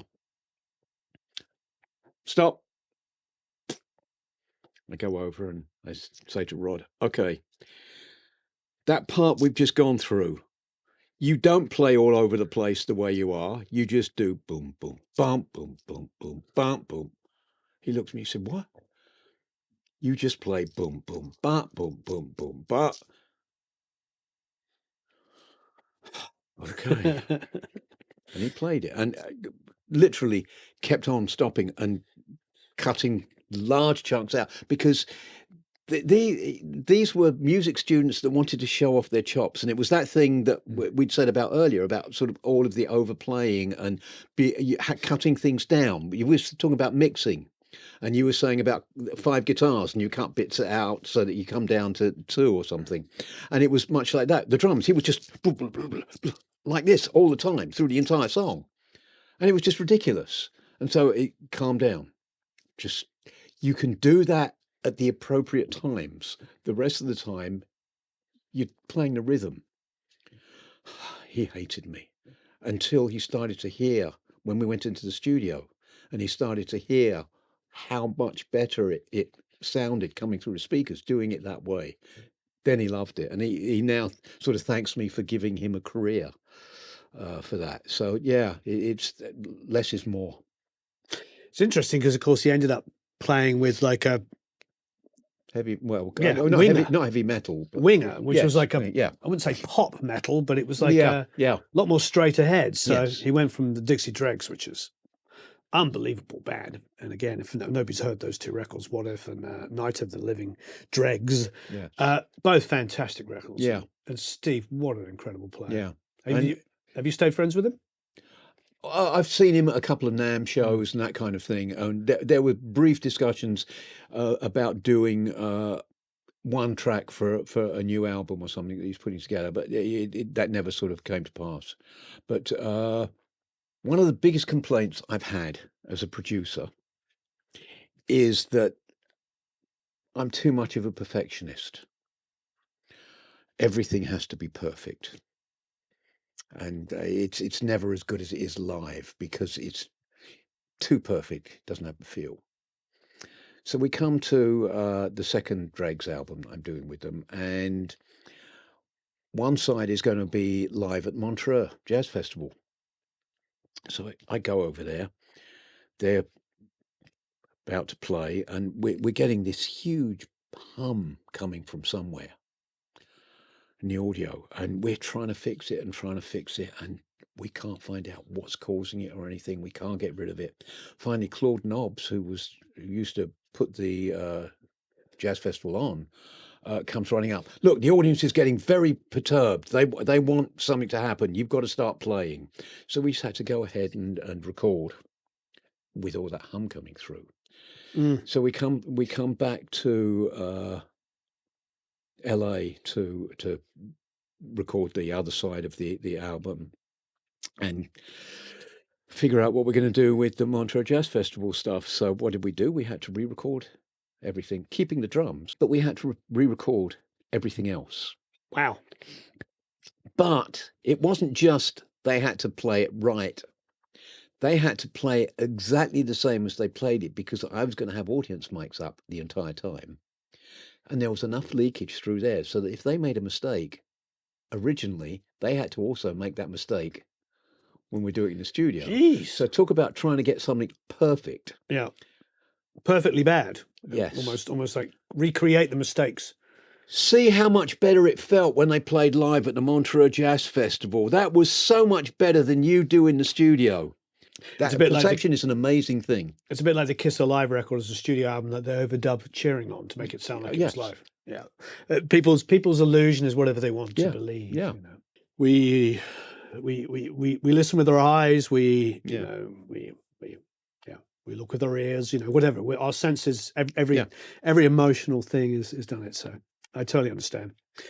I don't want to. You were with the Tubes, Yes. Young and Rich. Yes. That was great. Yeah, that was one of was the fun. first LA things you did when you came over.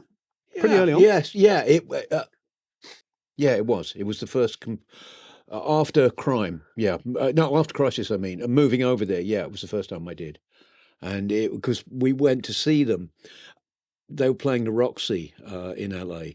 Just as an explanation, just the way they used to close their shows. The singer would disappear at times, Fee Waybill. He'd disappear at times and come back as a different character.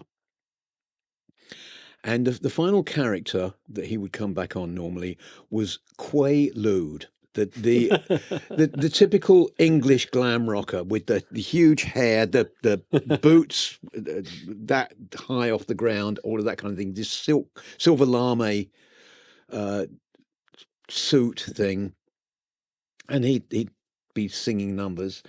And at one point, towards the end of a song, the amps that had been brought on, the kill amps that were behind him, fell down on top of him,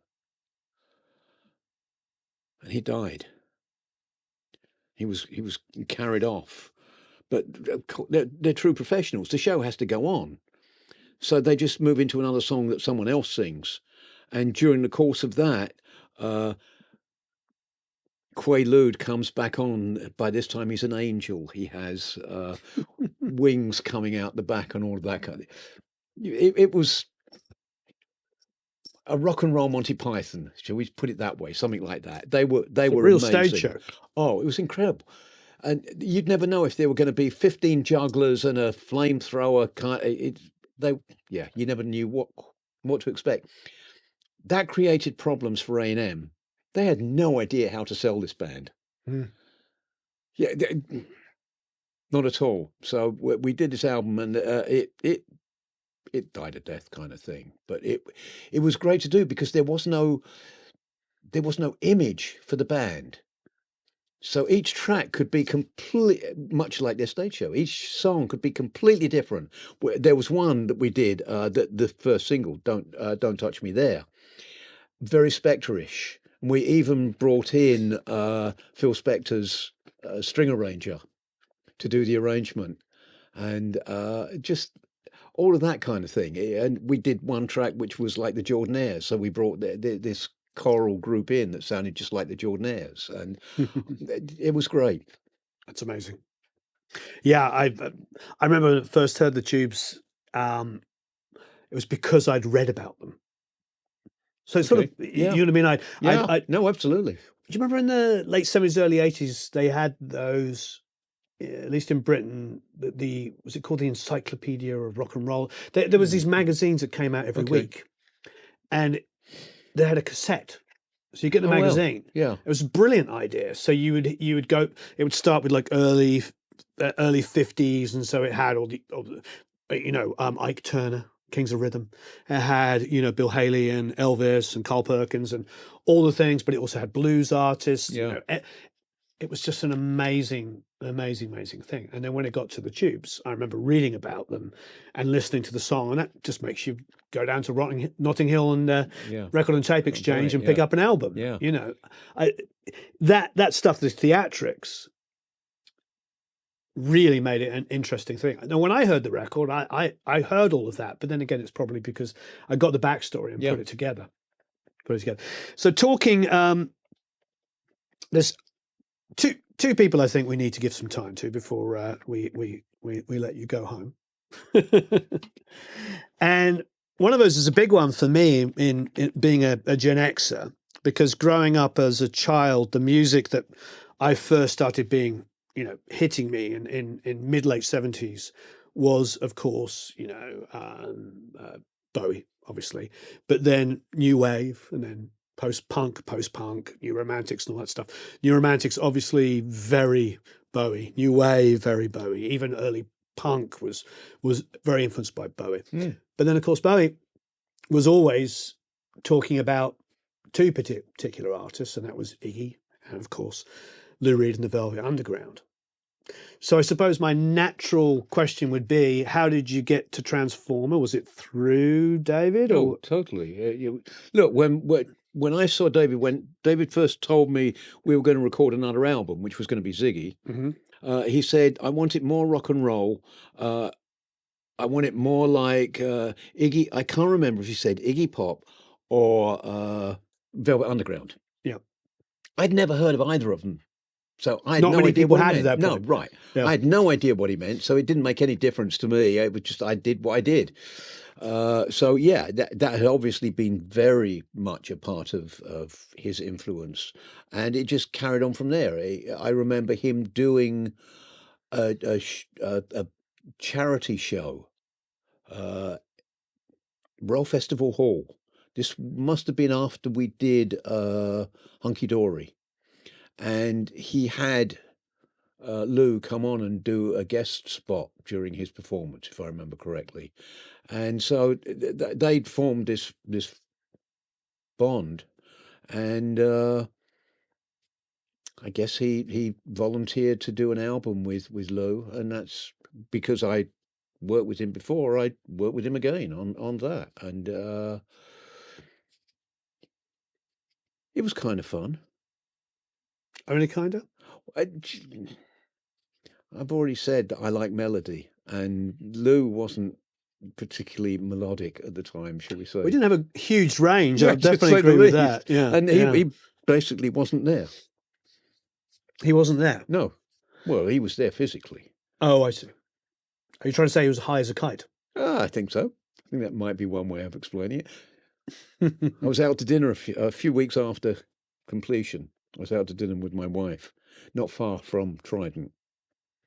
We're finishing up a meal, and suddenly all these guys from RCA come in. That I know all of them because of Bowie. And they're all coming up saying hi and all of that. And they suddenly say, "Hey, Lou, come in. Look, see who's here."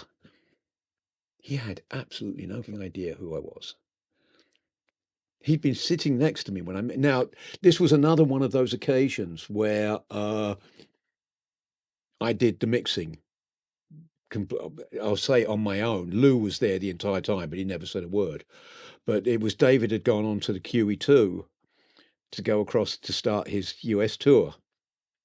And so I was left to do it.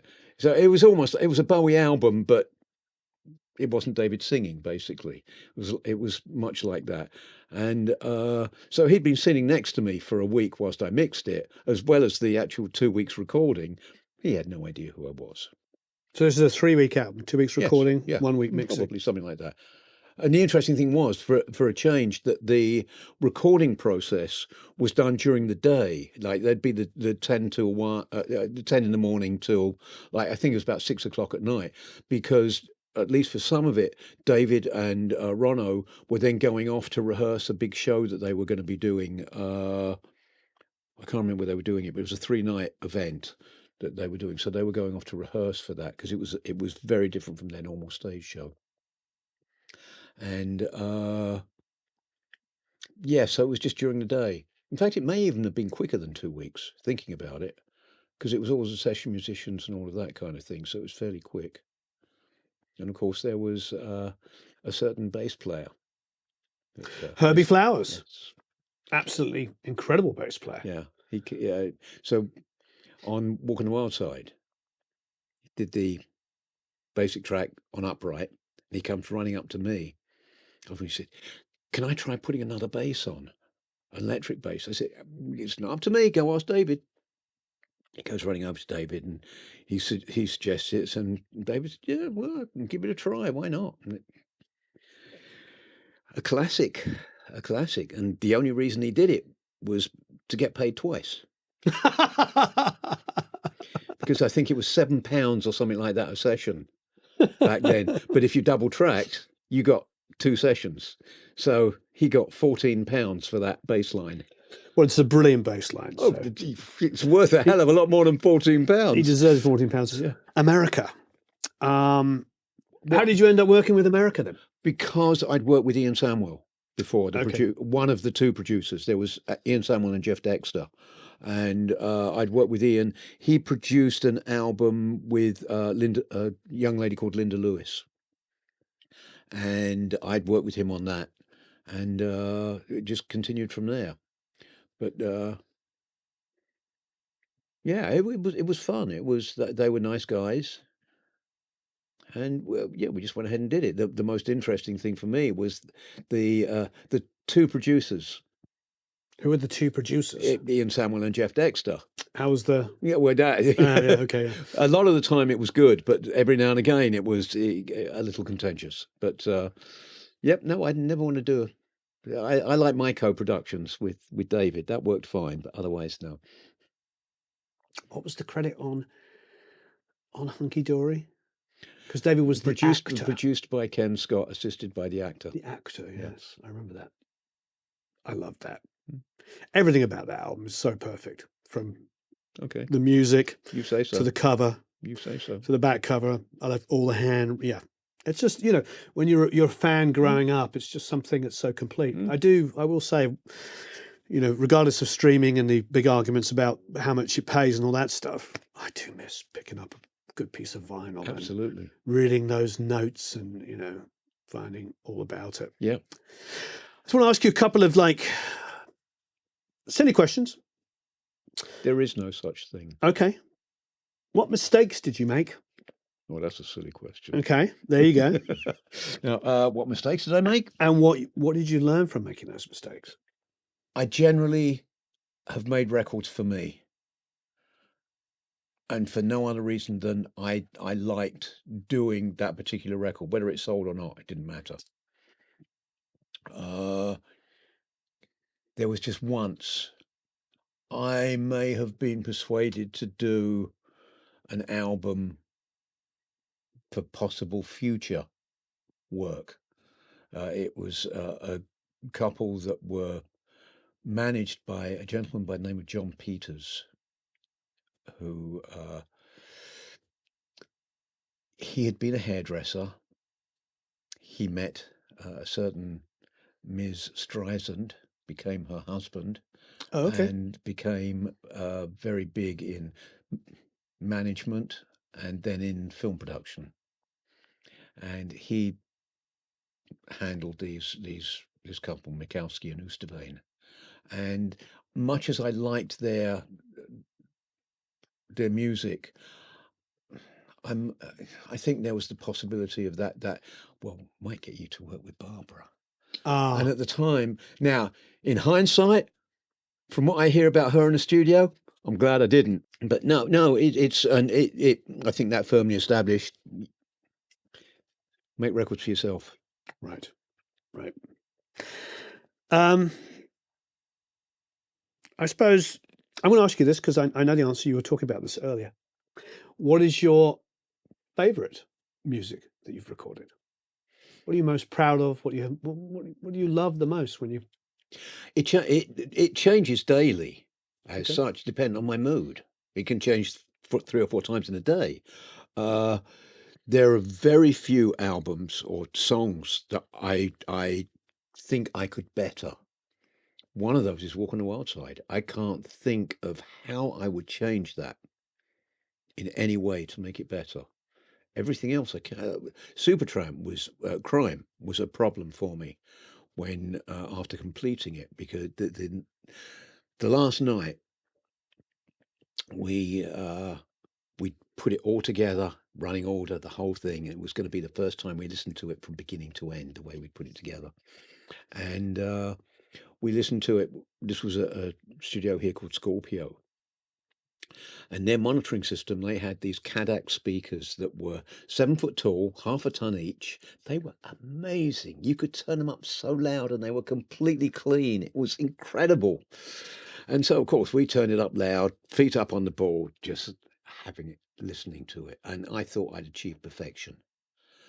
How can I better this? It is amazing. Of course, that caused a problem for a little while with the next recordings, because I had nothing to prove, nothing to achieve. It's why am I doing this almost? Until one day, I think I must have been driving along in the car, and one of the tracks came on. Oh, I don't like that snare sound. Why did I record it like that? Why didn't I do it? Suddenly I started to find fault with it. So I hadn't achieved perfection. So Or it you was good. realised it was a moving target. Yes. Yeah, there is no such thing as Hmm. perfection. Having said there's nothing I could change on Walk on the Wild Side to make it better. There's nothing I can see, but that still doesn't mean it's perfect. But That's as close as perfect can be for me. yeah, there are some Dixie Dregs things that I don't think I would change.